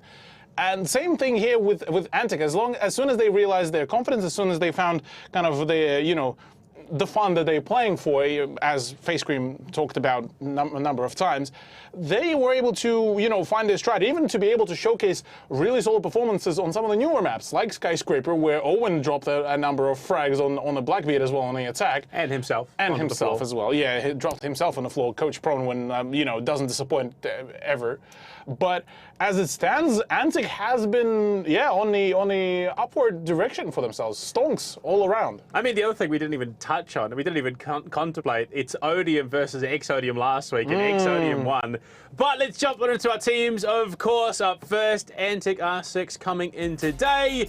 Well, that's not Face Cream, it's Japer stepping into the roster from Circular Spheres. Look, I can understand why Japer would want to use Face Cream's photo. He's a very photogenic man. But yes, he will be stepping into sub for the team with Karma as well. I mean, look, it's interesting. This is another tier 2 team, that has brought in a sub from their own league. I mean, we saw it in, Alta Delios, they pick up Mackenzie from LF Wove just for a sub here in LPL Pro. ANZ are doing the same thing with Japer. Yeah, look, Japer could be actually a really cool addition here to ANZ roster, because not only he kind of actually slips into almost a similar kind of role as Face Cream, whether it's kind of almost like a flex frag or flex support kind of deal, but Japer himself has managed to show that he is a very able fragger, and given he is part of another roster called Circular Spheres, and back there he is a menace. Yeah, I mean, he's proved himself incredibly throughout the Challenge League coming into this competition. I'm sure he's going to do the same. But their opponents tonight, 1620 Kings, ironically enough, it is Japer's former roster as well that he will be playing up against. Physics, Seth, Jeff, KJ, Lonely, and Jacko. Physics coming in to replace Machine tonight, and Jacko replacing Tester. So this is not going to be full strength, but this is a player that 1620 Kings have been wanting to get involved. I'll be genuinely honest here, Panda. I do have a number of concerns because, with a number of the teams that do end up playing, even with the subs, it's been kind of, a continuous kind of build-up of chemistry. With 1620 Kings, yes, whilst having Jacko, whilst having Physics is all good, but it's still already 2 players down, different roster comparative to, the usual K16 that they're playing. And for them, it's been kind of a main kind of talking point where they need to be consistent. And look, it certainly brings in quite a number of concerns, again, about them and against them. But again, one would hopefully see them perform, given that this is going to be the chance for them to really find their success. Well, success is going to be key, and key players lead to that success. Of course, the head-to-head matchup for our match tonight between ANZ R6. Look, if we'd known beforehand Japer was playing, it probably would have been him, but no, it is the two connoisseurs of the M590. Coach Pronewen on the shotgun, Chef Jeff the Bishop of Boomstick on the shotgun as well. These players, I mean, it's almost like rival religions in the same church. I mean, you're talking, you know, Seventh-day Adventist alongside the Catholics. They both have the same deity. It is the shotgun, but they worship in different ways. Yeah. Owen prefers to do it well whilst pulling drop shots. Chef Jeff just takes it on face on and just does it with all the swings and all the finesse, really. So, yes, you absolutely are correct, Panda. Two absolute phenomenal connoisseurs of the shotgun play and shotgun usage, and they were able to do it in a very, you know, in a very flashy way as well. So genuinely quite curious to see how will this really play out, knowing both Owen and Chef Jeff, it is going to be more so of a friendly rivalry here. Oh, their banter game is phenomenal. Yeah, their banter game is absolutely sensational, but in saying that, you are correct. A collision of two different religions could certainly prove to be rather explosive.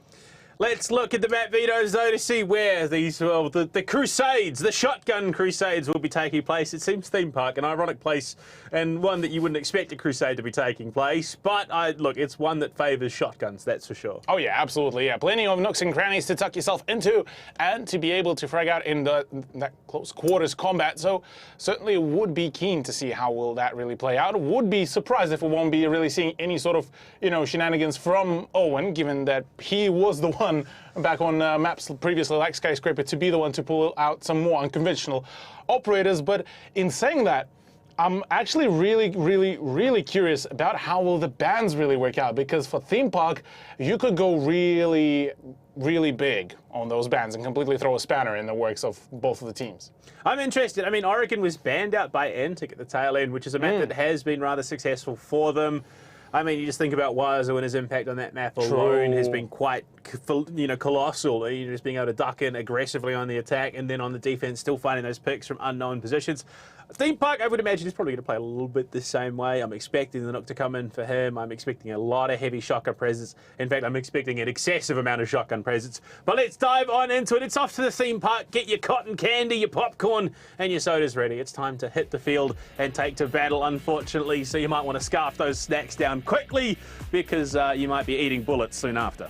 Absolutely. Theme Park, yeah, look, a map that has seen a bit of an interesting run in general within the competitive scene of Rainbow Six Siege, seeing itself to initially pop back in, I believe, about 3-4 seasons ago. Then I believe after only 1 or 2 seasons to be taken back out, and well, now be reinstated with Skyscraper as well as the oh gosh, I'm blanking out. Border. I'm just trying to remember, because we got it beginning of last year. No, sorry, tail end of 2020. Yes. So we got it in, and it lasted, I want to say 1 to 2 stage. I want to say 1 stage actually before it was Chalet that was brought back in. So I didn't have the longest of runs, but that one, that is a target ban and a half. Jeff already being prioritized. Jeff, not particularly very happy. I think this is the first time in a competitive match I've actually seen a glass ban. And look, they're going to do it straight back. Oh, yeah, there we go. Yeah. Look, I was actually quite keen and excited to see what actually would be banned, and certainly the OSA ban will certainly be playing into the counter-stratted, by the way. Look, I mean, OSA has been very thoroughly played, and that is exactly what I was expecting between the two rosters. Theme Park does allow... Yeah, look, this is... Karma being target banned. Karma and Japer. Japer has been also quite frustrated with that result. And, yeah, look, Wooden as the... Jeepers. Okay. Why would we ban your mains? Yeah, look, because why not? I mean, look, this is a team that... This is probably the closest you would get to 2 friend teams, if we're being perfectly honest. These teams, there is a lot of... Wait. I don't know if that's a serious tag. Are they actually calling it tag? I don't... Oh, it is actually real. Okay, right. It is actually a real tag that is being called in round number 1. So you know why? Because Owen needs that BBT? Boba tea. Seriously. Owen, chug it. Come on. Yeah, he's finishing his boba tea. He knows he's on cams. 100%. He knows he's on cams. At least what kind of boba tea is that? Oh, wait, that looks like a fruit tea. Okay, right. At least he gets a pass from me, but... So tech pause already used.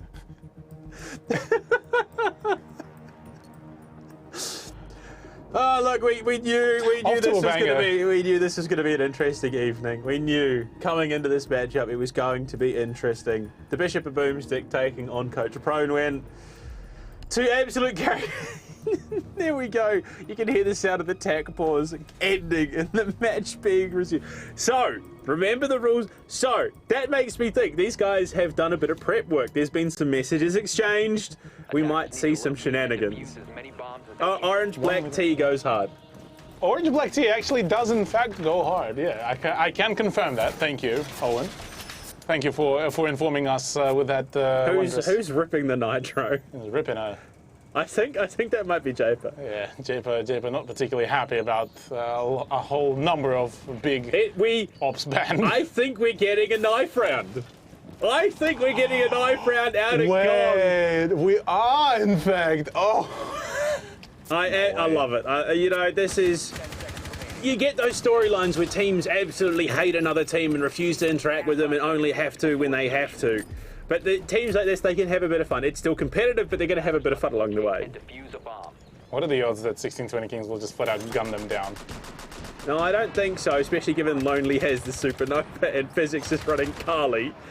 All right, here we go, Cthulhu. The circle up is happening. Who's off in the background? Who's wasting their time? Get in there, get involved, and there we go. Air jab is off. The knife round has begun. First blade that strikes is Lonely. He takes down Coach Pro with his two. He goes down himself, but it's two more back. 1620 Kings. Run, Karma, run! He's trying to go for the hip strike, and no! He's pulled out the gun. Betrayal! He's looking for more. He gets the knife, but Jeff says none of this.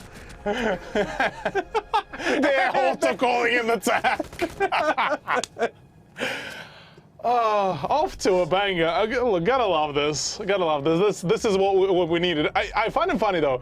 You look at everyone on the cams smiling. Jacko is the one that is molding here. I mean, look, Lonely's picture is apt given how that round started for him. True. He would be quite happy about. I 100% guarantee that's how his face looks in real life right now. He's like, yeah, we'll take that. It's not often that I get to shine, but yeah, two for myself. We take those at the end of the day. Owen is furious. He stormed off given what Karma did in that round. Complete betrayal of the Church of the Boomstick. Yeah, concern. Even betrayal within the team's trust as well. I mean, you look at how upset Nasty. That or he spilled boba tea on one of his other keyboards. That could be it. Committed the heresy there. Or honestly. He's getting more. There's just too many options. I mean, you've seen the sheer amount of gamer subs there as well. Look, man is probably just mixing up like a wild mixture there. some orange black tea with gamer subs in it. That's foul. No, I'm honestly, I wouldn't personally have that. That's a penalty from me. Yeah, we're gonna contact the admins and get him removed. But look, I think this is gonna be one of those rare fun matches. These teams know each other. They know that. I mean. It's also an odd prospect that it's going to be a fun match, but these teams are both kind of cracked and we're still going to get some ripper shots. But it's not every day that you get a match where teams can also have a fun along the way. Yeah. Nowadays it feels very much like a rarity, but a very needed rarity, a bit of a talk here, a bit of a stern talk, possibly from Jacko. But yeah, look, I'm absolutely keen for this one. I was initially hey, where's my invite, Jacko? Come on. Yeah, come on. Look, honestly, it's getting a bit late. Hungry as. I could go for some munchies later down the line. I mean, the unfortunate thing being, I drive to the studio. It's about a 2.5-hour drive to get home. And unfortunately, by the time we finish, the only thing that's still open is McDonald's, so you kind of get sick of it. So, look, just maybe I find somewhere that's still open before I leave. Maybe we should, open a gamer kebab place as well, for midnight. GGEZ New Zealand edition? That could be big. Anyways, maybe we hit up Lockie and see what he says. Anyways, with all the food talk aside, I'm actually quite curious to see how will Owen be able to perform with it. He will be able to, shut down his, mortal rival, it seems, as Wait, Lonely's running MK14. He's a boring one. Never mind. I was about to say, no, surely he brings out the boss G. We had two players spawn peeking the same angle, but Physics is already in. He's in through the site.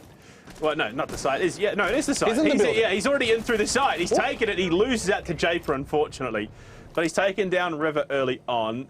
Where's Chef Jeff? Yeah, Chef Jeff is running shotgun sledge, by the way. KJ's there. They've got support. The 2 kills that go their way are pretty big ones on top of it. Come on, Jeff. Get in the building, you old man. Hurry up. J-Pro won't be able to play ranked for a while. Ay. Well, rather unfortunate. Jeff's dead. Yep, there he goes. At least there's a trade. So Jacko versus Japer. 2 Js. Well, one is just tagged up a little bit more, but there's a boost to get himself back up if he also elects to do so. Pings are coming around as well, so plenty of information being given.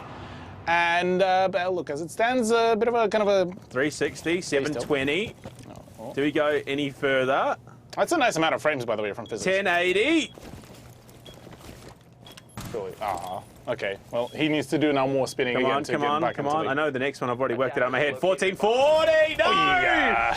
This look, the 1440 jiggle peak not going to work out. Jacko, you can't touch him. Untouchable. Untouchable indeed. Wows and woos coming out, and well... What in the cringe? Look, at least we now know that it takes 14 rounds to get Jacko prepared for the matchup of Theme Park. So at least there's that, given that the teams did peak the maps quite a while ago as well. So it did give quite some time to, get themselves all warmed up and ready. I 100% believe that they prepped it to be Theme Park. This was an intention long before we got to play that. Surely. Attackers need to locate and defuse bombs. But, well, still plenty more rounds to be played out. Antic, fortunately for them, are sitting on the zero points, but I think at this time they just, having their own fun, having all the banters. Shame that Face Cream couldn't join us for this absolute fiesta, because I reckon he would have actually loved it. Oh, he would have. He would have been right in there. You know, it's a real shame, though, is Bear not being free. I'm sure if he'd been free, he would have been right in on some of the action. Oh, yeah. He would have been down for some shenanigans. But right now, round 3, throwing Armory coming into play. Karma just doing a bit of art. Not good art, but art. I like it, map warm up. 5 seconds to go. 5 map warm up. Jeez Louise. What map is next? Yeah, okay. Chef Jeff is ready to keep on throwing punches even beyond Theme Park. Oh, 100%. These two teams would be down for a best of 3, absolute no holds barred meme match. 100%. We might have to organise If that. not for that, look, at least they are going to be going in for a very long ranked streak as well, probably. But Nasty does land a really nice run out onto Physics, albeit does get himself taken up to just above 50 HP standpoint. But meanwhile, Jacko wants to get into some action, given that Karma as well gets ridden off KJ. Meanwhile, Jacko's on his own adventure, just, trying to get rid of all the... He's always on his own adventure. Yeah, he's in his own atmosphere. He's playing one of those choose your own ending adventures right now. The old Goosebumps books in hand, ready to go. And well, 3 versus 5. Jacko decides he wants to get out of the building for now. There are very healthy Antic members waiting to receive them, and Jeff, he's shotgun sledge once again. Good night, Nasty. Thanks for playing. We'll see you on Whomped. Absolutely whomped there by that shotgun as well. It hurt a lot. But Jacko on the other hand. No one on Throne. There is one player on Armory. There's one in Arcade.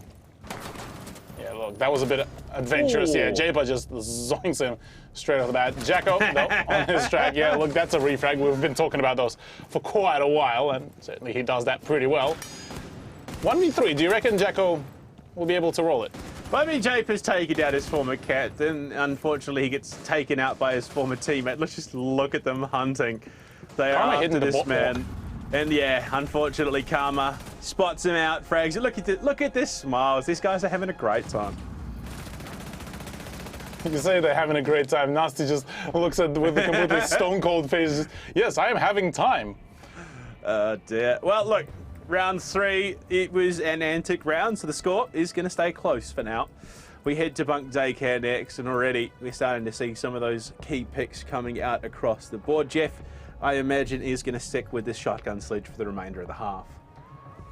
Look, I mean, I don't oppose that at all. As long as it brings in the frags, that's all that matters. It's already got a kill, so it's already shown to be effective.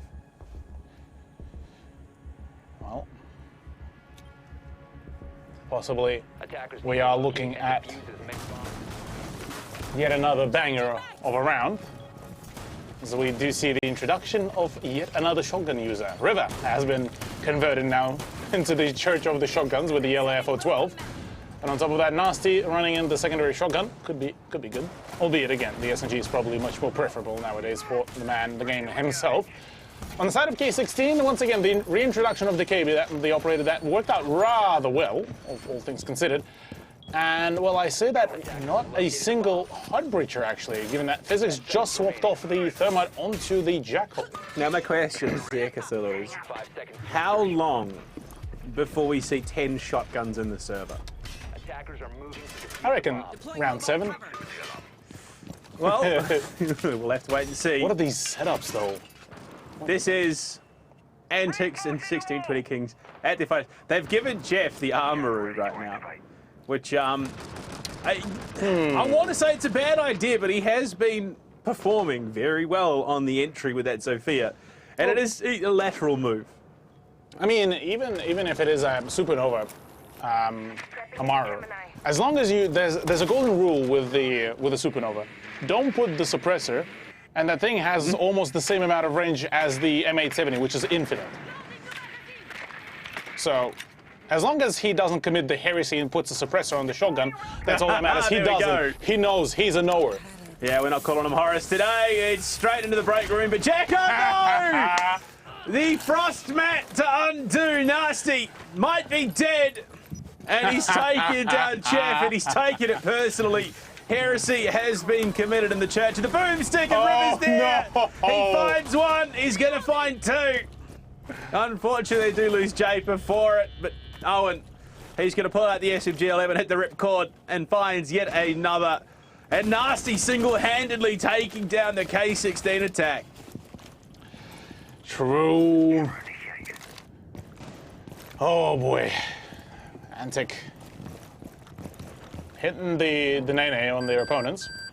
About to dunk even more as yet another rotation hole has been completely closed off. Lonely wanting to try to find some sort of a cheeky angle, but actually doesn't pull a nice nail into the head of Karma. Now making it a 1v2. So he's going to come around. Shotgun is prepared. Owen thirsts for a donation. He's just sitting behind the door.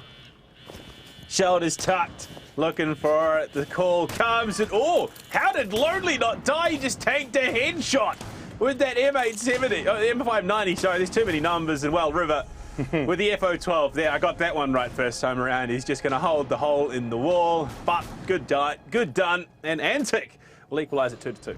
2-2. Okay, right. Something tells me that we might be seeing a 3-3 scoreline here as well if things do continue going in the same way shenanigans have been going. But I doubt it will, drip down to these kind of shenanigans. Chef Jeff now picking Finka. Should be quite an interesting one. Has a shotgun. It does have a shotgun, in fact, yes. You are correct here, Panda. In fact, the only two operators in this lineup that don't have shotguns are Ariana and IQ on the side of the attack. For the defense, Japer needs to get with the program. Surely everyone else has a shotgun. Surely UB gives IQ the M870. Surely. I mean, that would be a banger setup. Oh yeah, for some Russian. I mean, 3-speed. You got the IQ scanner. Imagine all the gadgetry you can clear out with the M870. It just makes sense at the end of the day. It's just look, cast the brains. Build diff. This is why they pay us to talk about the game, because obviously we know everything about the game. For legal reasons, by the way, that is a joke. That is big cat. That is a joke and a half. But in saying that, 2-2 scoreline, Antic. Where are the shotguns, Karma? Japer, boys. Betraying the church that Owen tries to, Yeah, look, portray. I think we know for a fact that Chef Jeff's devotees are more dedicated. They are more zealous, some would argue. More zealous, They, look, they do believe in the dream. Was it actually, wait, hold on. Wasn't either Chef Jeff or Owen part of Zealous roster? Zelios? No. No. There was a completely different roster named Zealous as well. Look, that's too far back for me to think about. Jeff, that's Sorry, not my boomer brain shining through. Oh, probably. I wouldn't have any doubt. Full-blown senile as well. But unfortunately, it's only the single shotgun for Jeff, so he is going to be running the sausage. Man. But physics, not a believer. Neither is KJ. Neither is Lonely. Lonely could have brought out the Frenchie as well. The banana special, but it's Karma the first to fall. KJ with the AK, because Karma was getting aggressive out of the cash balcony. But hey, look, you got to respect it. Yeah, gotta respect the hustle, gotta respect the grind and the mindset. Well, in comes the swing as well. Could be seeing Owen going against his beliefs. Actually, wait, no, hold on, we're good, we're fine. About to be swung upon as long as KJ doesn't decide to swing the right side of the doorway. But as it stands, actually, there's been already an entry into the building, but no actual tangible advantage towards it. A bomb has been located. Well, oh my. This is what happens when Face Cream's not in the server. Owen in a bit of danger. He's going to be shot at. Oh. Found killer Jacko, well, Zilla Jacko rather, to find the ARX shots he needed. Unfortunately, not going to be an issue with reloading for this artist, round. by the way. Yeah.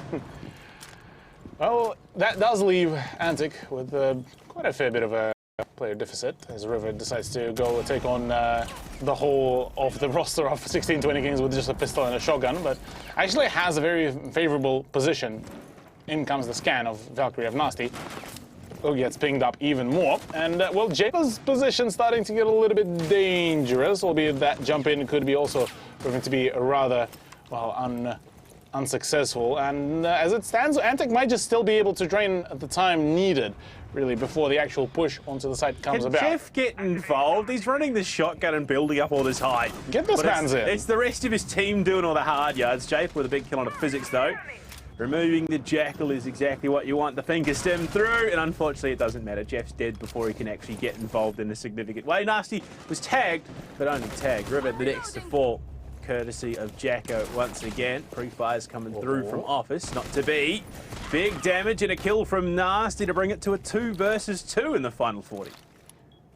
KJ, having a bit of a problem with the, finding the right piece of equipment to put down. But wait, Lonely didn't connect the shot. That's unfortunate. That's not the headshot that he would have wanted to see. But KJ does finalize it all up. Gets a little bit of a dipping action, dipping sauce. In comes the swing, and indeed he connects. As KJ, Chef Jeff getting excited. Jeff's a fan. This is just full memes, all banter, nothing less. And we head to Throne and Armory for the final round of the half. Cthulhu. What are the odds? Chef Jeff and the rest of the team were literally yelling into the ears of KJ to the point where he just could not hear it. 100%. If the only thing KJ was hearing was the sermon of Chef Jeff. And he's bringing out a new shotgun this round, it would seem.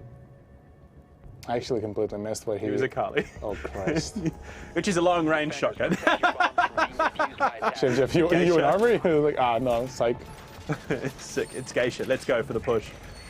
That's a whole different site. A whole different map, actually, matter of fact. Owen. Yeah, Owen's stuck in last night's match.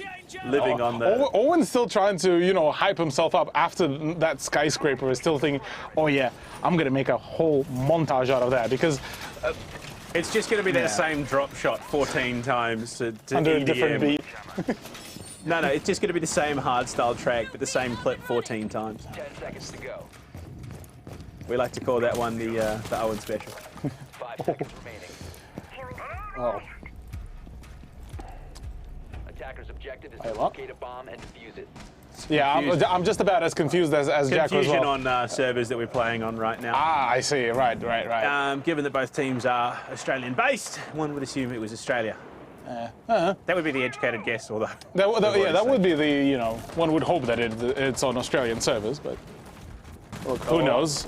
So far, well, the only servers that Karma is on is, the swinging server.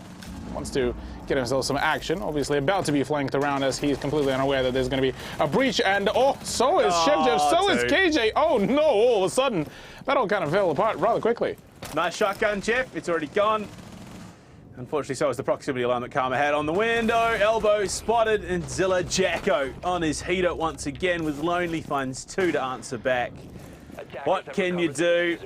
overwhelming force that he is into himself. The push through is going to be good. Nasty and Owen still on the site. And as we can see, Japer off on his own doing his thing from Dragon balcony right now in the stairs. And well, it's going to be a quick Gara hook up to the balcony. And that would have been the building.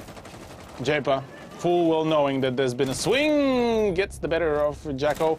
Can he find another one? C4 in, and that's, oh, just the damage. So Lonely will be able to re-heal himself back up. It's all down to himself and Physics against the trio of Antic, and all of these players could certainly still frag out. Japer has a really solid position, really good anchor position as well, as a matter of fact, to still be able to hold on to his position for quite some time. Now, Lonely, though, could be completely isolated here if he won't be too careful.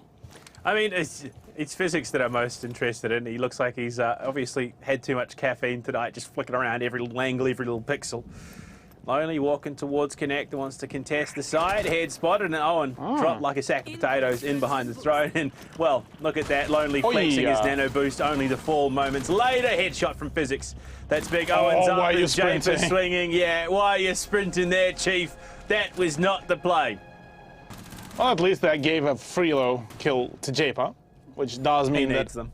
Yeah, he needs them. Look, any sort of charity at this point. Circular spheres do require some charity as well, in one way or the other. But that does see us to a 3-3 scoreline, where I believe now is where we get maybe a little bit either more seriously or even more Mimi.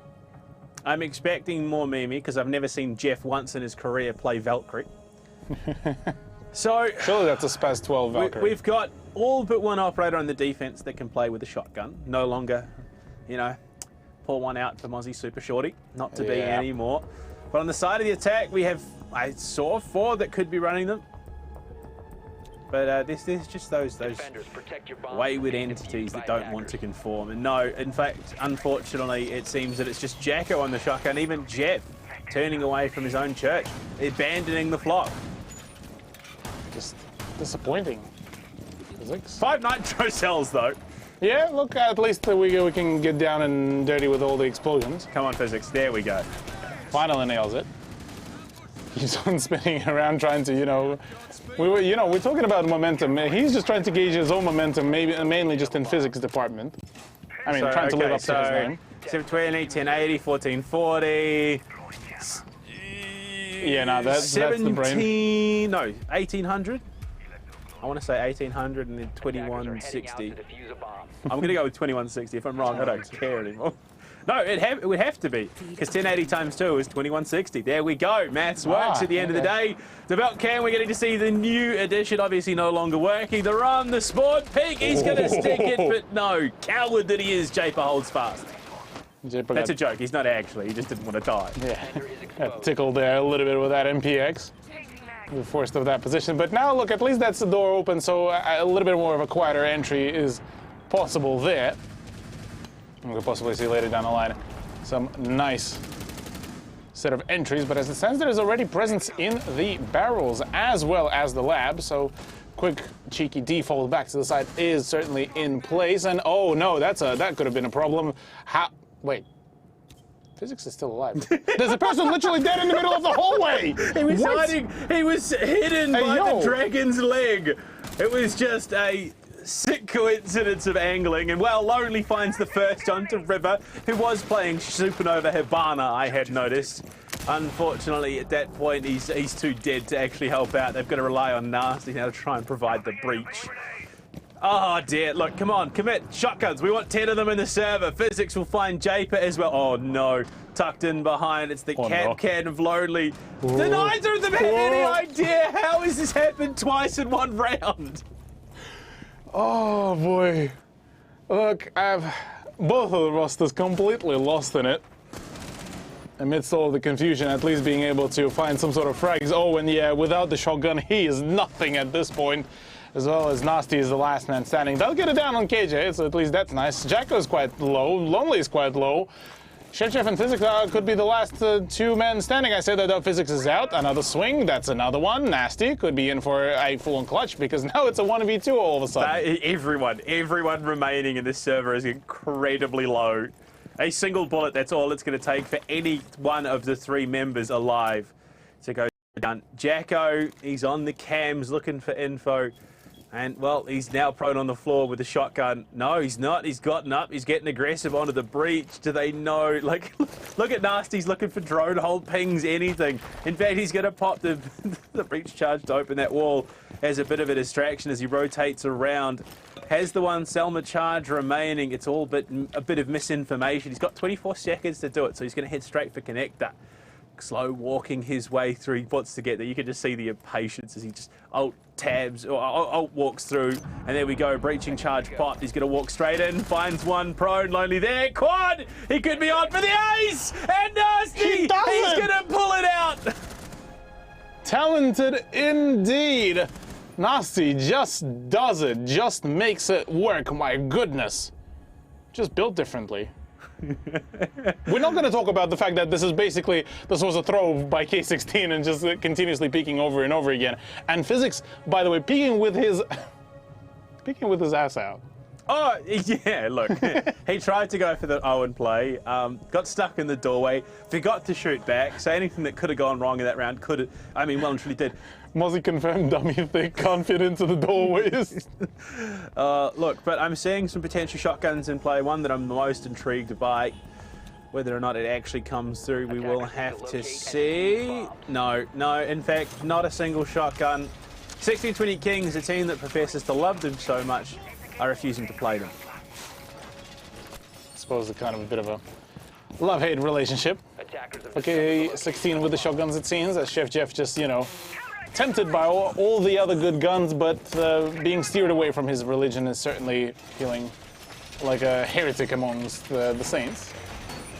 But as it stands, look, I mean, the 1620 Kings at least managed to make the previous round rather entertaining on the side of Antic.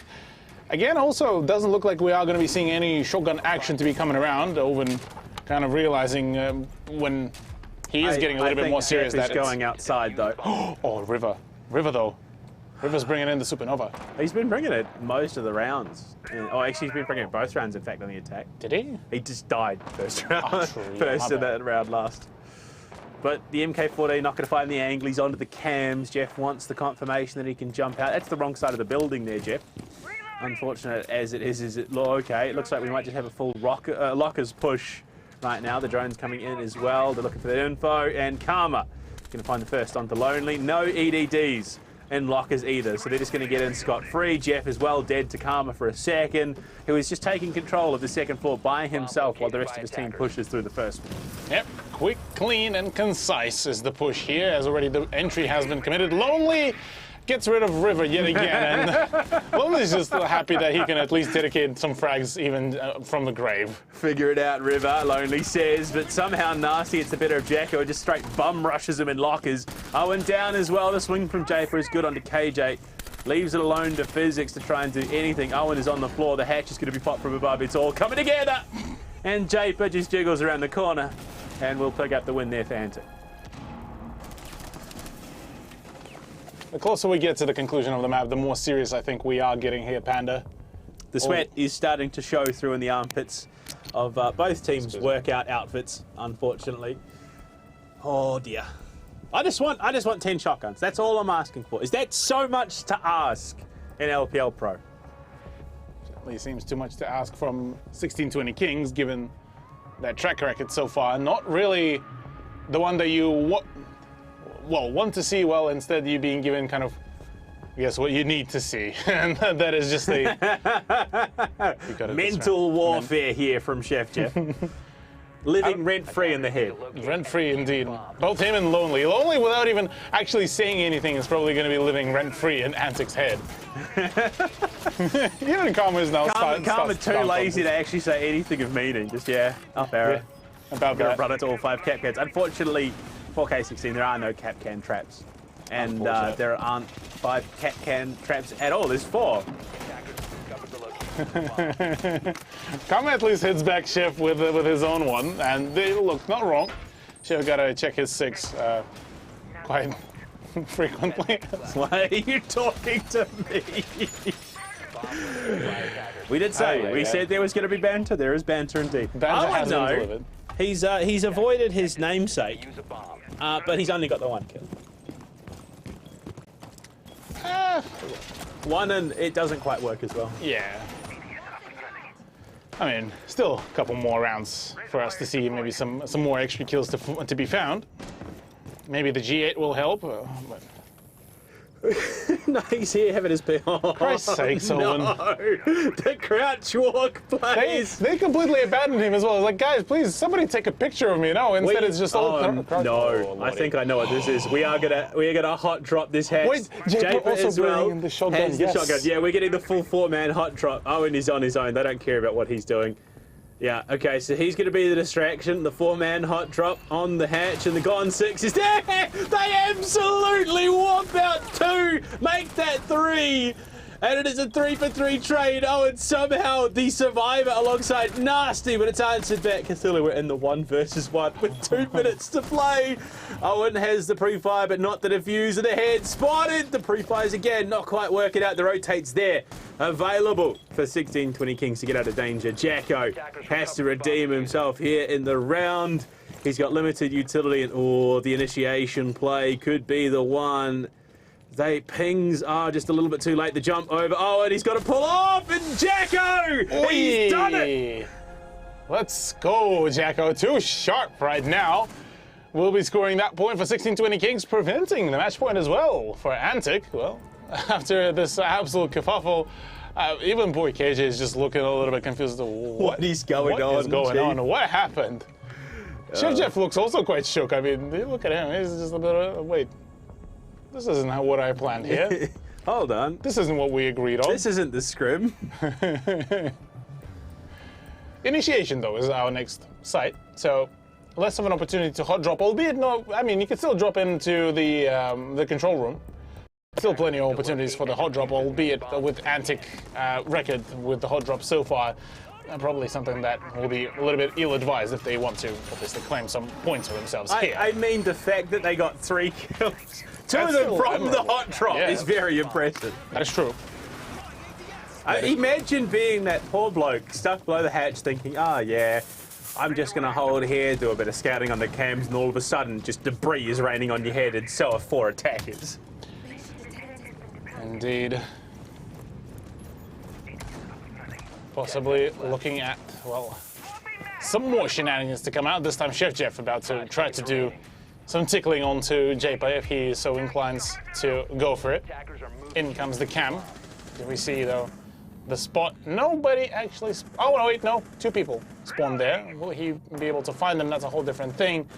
In comes the push. In comes the swing. Lost the signal. Ay, ay, ay. Chef Jeff. There's actually 4 of them over this side. Oh, yo, yo, yo, yo. Come on. He's hurt. Owen as well, bringing out the Monty, so obviously the shotgun's not working for him. More aggro. This is probably the best result we've seen out of Jacko since his last official appearance. It's going to be a trade with Japer. The last time Jacko played like this, Japer was in the roster.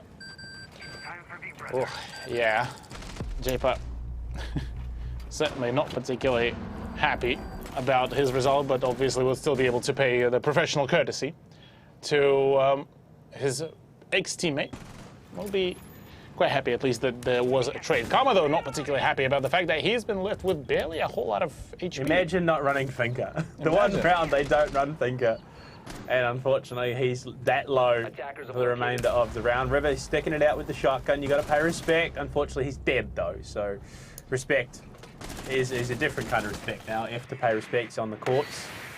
But Nasty this drone, they're looking for info. They've got the smoke to cover. And unfortunately, there's some friends here. Jeff there as well to provide support to KJ. They deal with the Monty. And, well, Antic a little bit locked out right now. Yeah, look, not being able to find a whole lot of closure there. Actually, speaking of that closure, Karma sharp on that shot. It's the better of KJ. So they slowly but surely just need to essentially find their own stride. With Lonely getting the better of Karma, though, it will be a little bit more difficult for Nasty. But 50 bang Mag should be able to really go hard here. V308 kind of just blasts off. No shots connecting at all.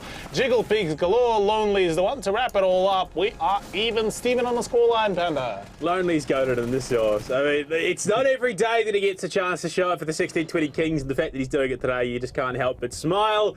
We are going to get the full regulation rounds, if not a little bit of overtime as well. Armory and Throne Room in play right now. But we still have yet to see the full 10 shotguns. Yeah.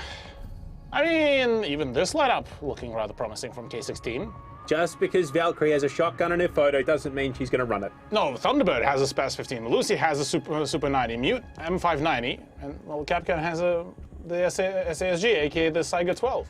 The Sausage. Attackers need to locate And just one, unfortunately, as Jacko is not one for fun. We are going to be on lab storage though, so that's an interesting choice. But Jeff, look, he's back on the shotgun, so maybe, just maybe, he could start hitting his shots again. Yeah. Actually, the biggest question is going to be how badly is River going to suffer this round? A lot. There's plenty of suffering about to be unleashed, I would have to say that. Located by attackers. Physics certainly would have a decent enough idea as to where to booby trap the pushing points. And yeah, look, with River sticking to Hibana, it will be rather unfortunate for him, as he will need to be very mindful about all the traps where he entry. Attackers are heading out to defuse a bomb. Look, it seems like we maybe have detoured away from the fun bus right now, but we do have something else in play for Nasty. It's the fuse. So we are going to see one of each on either side of the battle. Right now, though, Triple LMG. Triple LMG. Why am I not surprised? Double LMG. Shalam, the Lonely, he hits it and he sticks it. Chef Jeff, though, he's back on the shotgun and he's on the hunt. Honestly, River, if he can escape without finding an EDD, that's going to be a victory in its own. But no, Jeff, the Bishop of Boomstick, strikes again. Our lock, his catch has come on the drone. Praise in chat. Certainly praying the Church of the Shotgun. And certainly the anti-play is also obliged to that very thing as well. Owen especially, and even KJ pitches in. So he's this late is to the party, though. Look, better late than never. I'll say that. Nasty though could be rather quick on the trigger. Could really find a frag here onto the Valkyrie. River still not dead. I think that's the first shot from the Supernova we've seen out of River. It was onto utility, unfortunately. Japer just looking to pop that arcade window so he can get himself into the building. Going to be throwing the Gemini in first, though, once the info shot out almost immediately. Nice. Oh, that was sharp, Nasty. That could have been disastrous. That was great. That was a nice flick. Oh, there's the EDD coming in. But the fuse is a little bit too chunky. There's Jacko as well. And 1620 Kings, one frag away from making this a flawless plus. It's a perfect flawless round. They didn't drop a single point of health either. And well, 1620 Kings on match point. This is probably the best showing they've had score-wise in a while. But they guaranteed at least overtime. That is true. So now bears the question whether we are going to be seeing them finally score themselves, get themselves on the board for the points, because we already had the bottom of the leaderboard Team 7, score themselves their first three-pointer. Finally getting themselves on the board, getting into a three-way, by the way, tiebreaker between themselves, Onami, and Warriors. And, pardon me, and Odium, but Odium just already propelled themselves upwards. Now, 1620 Kings, if they score themselves their three-pointer, that's another whole big, you know, tiebreaker. And so, welcome to LPL Pro, the League of Tiebreakers. But brought to you by Rocket. Brought to you by Rocket, yes, thank you very much. But the cool thing, though, at least after this very matchup, Onami versus Warriors will be the ones to settle the debate as to who will get out of the original tiebreaker between those two rosters. We have an interesting defender lineup. Jeff is going to be going back to the shotgun, and it's my favourite one at that, the ACS-12, the Biscuit 10 launcher. Lonely and KJ have shotguns, but obviously it's the ITA secondary. Jacko has the Pro 90 in hand. The bullet hose that it is in physics, well, he's got Louis on, and that's all you really need in these situations. Owen was hovering the Docker V. He's going to go for that attack repick onto the Twitch. They still can run a shotgun, if we're being honest with ourselves, but it's Jacko with the Pro 90 that I'm excited to see. It's not often you see the gun. And, well, no, River, he's going to change it up. It's all serious. It's all biz. It's all business now. Well, it was fun while it lasted, and obviously for not River... for him. No, I mean, yeah, not for him. So evidently he would want to, you know, get on board finally for a positive, at least an attempt for positive KD. But to do that, he would need to basically ace within this round. Apart from that, look, so far I'm liking even just the basic utility lineup from K16. C4 in won't be really hitting anyone. He saw feet though. He almost had the shot. Lonely should have killed the drones because those will be spotting the Cav. They're not checking the desk though. Why would you check the desk? Twitch in. Okay, they shocked him. No, the Gemini there gets the information, confirms it, and Karma shuts it down. The two newbies on their respective rosters. Karma hits him with a good night. It wasn't even a headshot. Just, yeah. L plays, yeah. Somebody's not real. Well, at least there's been a nice, trade-off, and Karma is the one to, get fragged out. Lonely might just end up actually finding a nice timing on the frag as well, only just deals a slight fraction of a damage. There's the one prone gamer. I wonder who could that be? Well, we'll have to see, of course. Jacko with the P90 and the Biscuits launcher aside. They're looking for the drones. The drones are a little bit harder with the ACS-12, especially given the limited mag size. He's still got 32 rounds, so it's worth doing. Jacko, absolutely eviscerated. River finally gets some revenge for all the punishment and destruction he's been dealt. And Antic are primed to take us to OT here, Cthulhu. Shots almost connecting there for Lonely. It's KJ. The two OGs for the season. Oh, it just swings the corner. And River finds the closer. A little bit of revenge for him. We will be going to OT here. Karma, unjustified good night. Penalties will follow. Penalties and, divine intervention from the Church of the Shotgun will be followed later down the line to smite him down. But going into, well, OT. Planned. No, that was not planned at all. Yeah, all right. Yeah, okay. You know, the people that say planned are the ones that have no idea what's going on. Completely lost there in the sauce. But look, at least we know what was planned is that for this map to be an absolute fiesta of all the frags, of all the memes, of all the banter and the trash talk. And, well, we've certainly got all of that in plentiful amounts. Something that, look, I mean, it's a rarity nowadays. Like you said, it's been a rather almost too serious. We in the Rainbow Six community are often a community that sometimes take ourselves too seriously, and it is moments like this where you appreciate those with the ability to not take yourself so seriously. It makes for a bit of fun, makes for a bit of levity, and, well, it makes for some good watching. Oh yeah, absolutely. Good times all the roll. Now Lonely, he is back on the cap can. You know what's the beauty of the cap can? You put him in into the least predicted positions, and then it works. So, River, aka the Hibana player, the Hibana main of Antic, will be once again in pain. Wait, that's a double Chef. Why?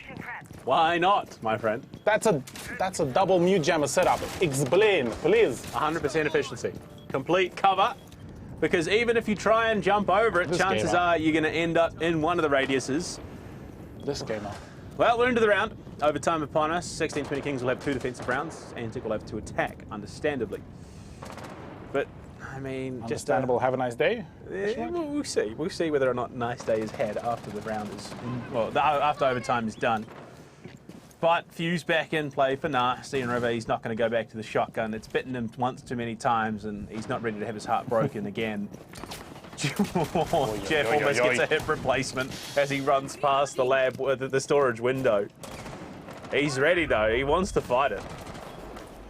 He keeps on jiggling around all those angles. He's feeling very keen on that. But Jepo body's physics, no more of Malusi. Could be rather a bit problematic, but there is actually a presence on the landing of the arcade stairs, so there still could be a nice contention. There's also crossfire to be held, and Jepa, good night, boyo. Rip Jeff O2, and Owen's in the site, he's found 2, in fact, KJ as well. Absolutely destroyed. Jacko there, good for 1, but Lonely with 4, leaving Jacko alone. Where are these EDDs and why aren't they going off? River, he's found one! He absolutely takes it in stride, and whether or not 16-20 Kings know it, the diffuser is in the site. Jacko, secondary in hand to swing. Karma is just too goated in the source. Will just jiggle around, find the kill. Has everything, and 1 tap to the dome. Absolute monster, and River knows. Yeah, look, he is. River at this point will just have a PTSD developing. River from all is of this. crying a river right now. I don't blame him. He seems to have found every single one on the map so far. He's good so far, 100%, you know, detection of the EDDs by his body. Hopefully he doesn't ever find a job in bomb disposal. Oh boy. Hey, look, I mean, at least in that way, he will it'll be be disposed of. Yeah, it'll be disposed of. It's just more so we'll leave a little bit maybe of a mess. Yeah. Oh dear. Well, look, overtime round 2. We have the chance to close it out here, of course. Antic have that match point advantage. 16-20 Kings now transition to the attack, and we are going to see things change up slightly. Rivet back in the shotgun. Unfortunately, Karma not going to embrace the Spaz 15 just yet, but you see, Jackie's on the Zofia. He's looking to get aggressive. Yeah, Shevchev alluded previously how... Oh, and Fold's called. Preach. Oh man, yeah. Look, the Zoff LMG for Shevchev has been a very successful venture. He's been able to absolutely use as much as possible. What do you mean, sorry? Is he actually running the shotgun? No way the gamer did not pick a the M1014, surely. Surely he picked the M1014. I mean, at this point, if he hasn't, we're going to have to start calling him Horus, because that's heresy. Yeah, that's absolutely heresy. Yeah, he's done it! Get him out of here! Okay, he's no longer a bishop. Oh, he's lost his religious status. He is no longer tax exempt.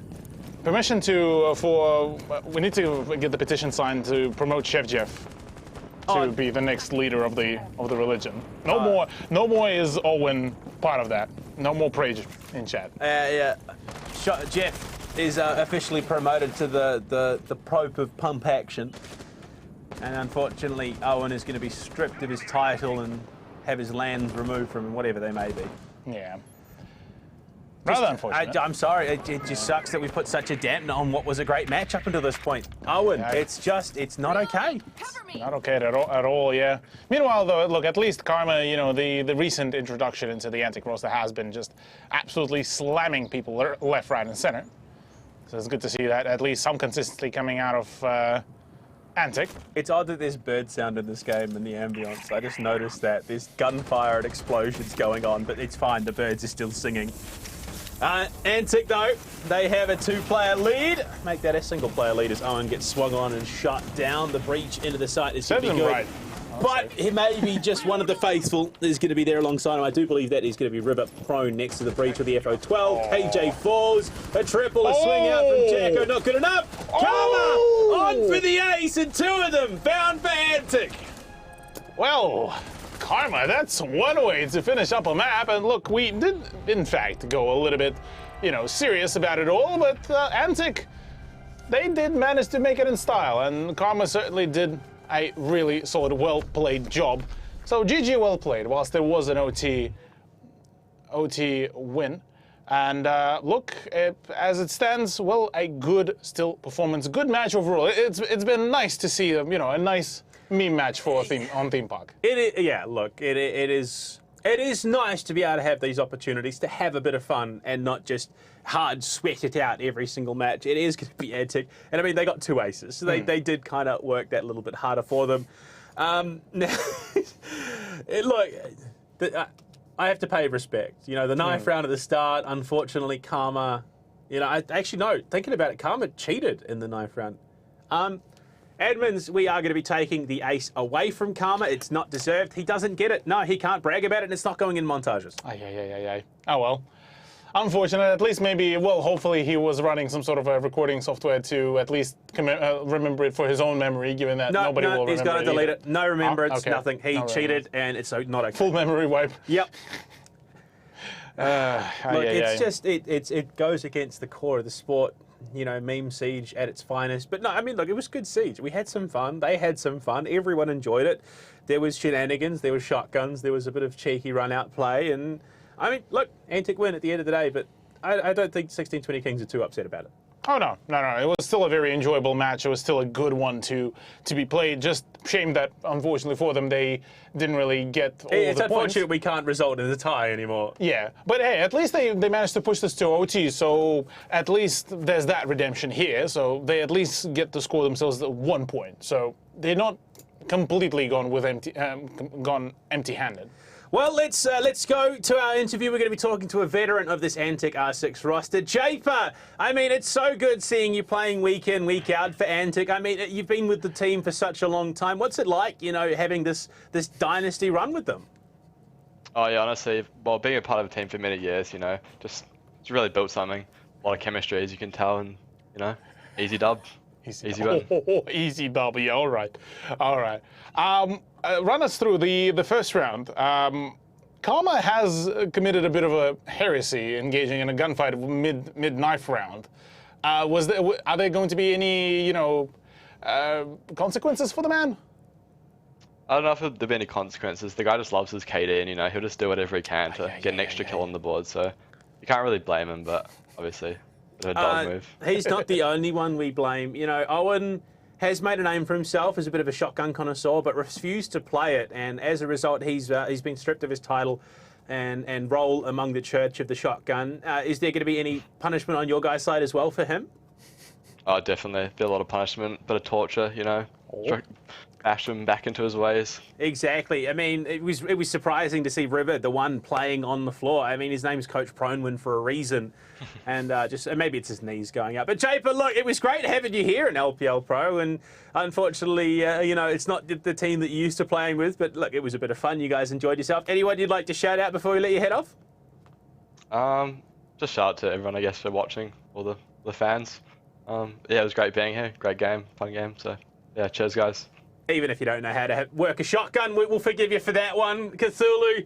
Look, it was fun. It was an enjoyable time, even having some unfamiliar faces in to fill the roles and fill the gaps. Japer, again, gets a bit of revenge on his former team. Yeah, absolutely. Not former team. He's been with Antic for years. That's right. It was a good time, really, for the way how Antic really performed. It was the way how they've played it out by the end of it was definitely a really, you know, very concise, very coherent play from them. So it could be said from K16.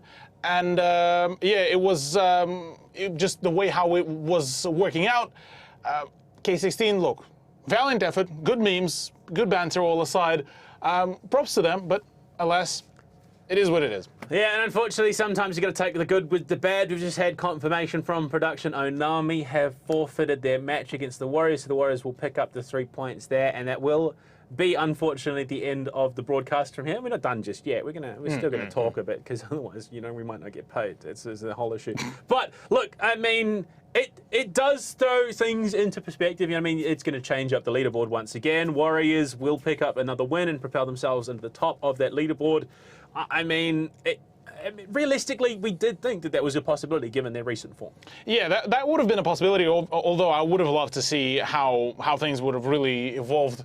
Given that for Onami, it's just been kind of, the whole year has been, unfortunately, kind of the year of just taking L's. As harsh as it is to say that, unfortunately, I suppose this week we'll be continuing the streak for them. But look, I can't be mad about the overall week in general, just purely for the fact that we did still receive a number of absolutely solid games. I mean, look, we got to see an upset and finally Underground Gaming completely taken down from their high horse by Team 7, which was, by the way, a great match to watch. And if you just tuning in, make sure to rewatch the VOD, because that one is a one to remember. Now, Odium versus Zelius, look, Odium back into perfect form.